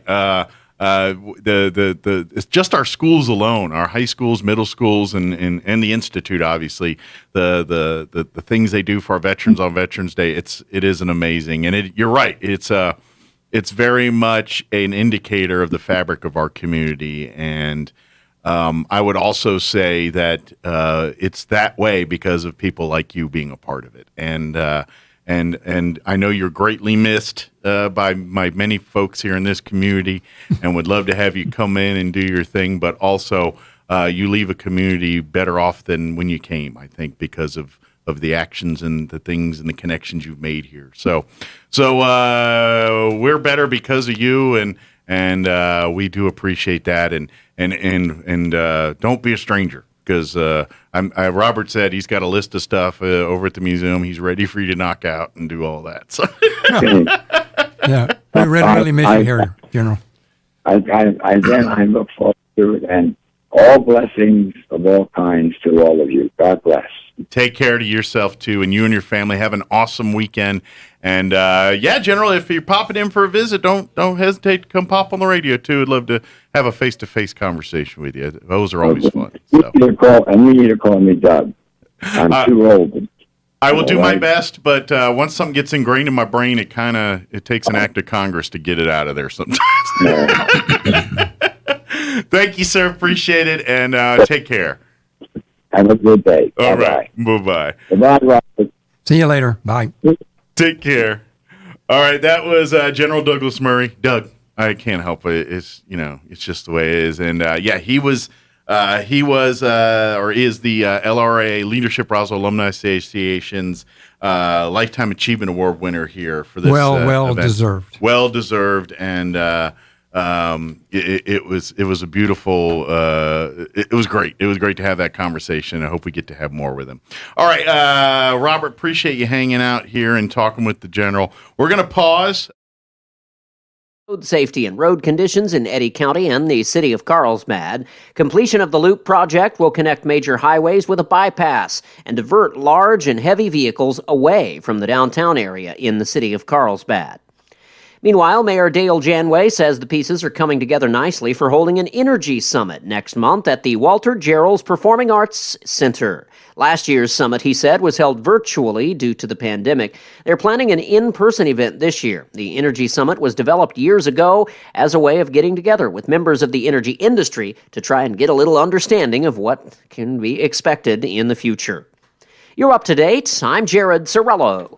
Your morning espresso starts right here. It's the Sean Hannity Morning Minute. There is a significant majority of registered Democratic voters. They now prefer socialism to capitalism. Fox News poll, socialism 59% favorable, capitalism 49%. I've said it before, I'll say it again. Any name, any form, any manifestation of socialism, redistributionism, it all ends the same way. Broken promises, unfulfilled promises. It ends with more poverty, not less, and giving up how much freedom you calculate at the end of the mess you created. If you think it's going to work and it appeals to you, tell me what part of government is so effective now beyond the military. The Sean Hannity Show from coast to coast later today. All right, the school year is getting started for millions across the nation. Chances are your child's learning environment is not going to be a perfect one. Now, Acellus Power Homeschool, they have become the answer for both schools and for parents that have decided to bring their child's classroom either partially home or for full-time homeschooling. Now, parents worry that their kids are getting behind in math because schools had to close last year, and other parents worry if their kids are on track to read at their grade level. And now we're worried again that our kids might face disruptions this school year. Now, at powerhomeschool.org, it's one word, you're going to see how parents can control their children's education by offering online courses at home taught by some of America's greatest teachers. Now, it's especially effective if your student is struggling or students with learning disabilities. If you are considering homeschooling or looking to fill any gaps at home, please visit powerhomeschool.org. That's powerhomeschool.org today. With the SRN News Business Brief, I'm Rich Thomason. Stocks lower on Wall Street at mid-morning amid the ongoing spread of COVID variants, the Delta variant, and more recently, the Mu variant, identified in 49 states. There will be something missing at 2 Whole Foods stores opening next year. There will be no cashiers. Amazon, which owns the grocery chain, says it'll bring its cashierless technology to 2 Whole Foods stores for the first time. The technology will let shoppers take what they need and leave without having to open their wallets. Cameras and sensors track what's taken off the shelves. Items are charged to an Amazon account after customers leave the store with them. And that's correspondent Jeremy House reporting. Ford has hired former Apple and Tesla executive Doug Field. He will be the company's head of advanced technology and new embedded systems. With business, I'm Rich Thomason. We serve all New Mexico. If you think it's hard to take out a home loan, those rumors are wrong. It's not true. Contact Loan Officer Elliot Rodriguez, MLS number 41002 at CMG Financial, phone number 719-237-4680. At CMG Financial, we can help. Experience extraordinary with CMG Financial. Every customer, every time. No exceptions, no excuses. CMG Financial is a registered trade name of CMG Mortgage Incorporated, MLS 1820. CMG Mortgage Incorporated is equal opportunity lender. To verify a complete list of states licensed, visit www.mlsconsumersaccess.org. Equal fair housing is the right for everyone to have access to all housing opportunities without discrimination based on race, religion, national origin, sex, color, familial status, or disability. When you think of home health care here in Roswell, what's the first thing that pops into your head? That's right, Frontier Medical. We've been doing it better than anyone else for over 20 years. From in-home nursing to physical therapy and so much more. Doctors and hospitals from Albuquerque to Lubbock and everywhere in between have been trusting their patients to us here at Frontier Medical. So when it's time to make a choice, remember Frontier Medical. 575-627-1112. Frontier Medical. To remember. When you get home this evening, take a look at your furniture. If you're like most people, you never intended to keep it this long. But there it is, the same old furniture. So hurry to Glenn's Furniture and give your home a brand new look. Right now at Glenn's, everything in the store is specially priced, including stylish power reclining sofas and love seats, smart and practical dinettes and dining tables, and the latest sleep technology for your bedroom. Delivery is always free at Glenn's Furniture at Union and Alameda, helping people change for the better since 1953. The great one, Mark Levin, is now in Roswell on 106.5 KEND Roswell. And that's going to do it for us. Have a great day, everybody.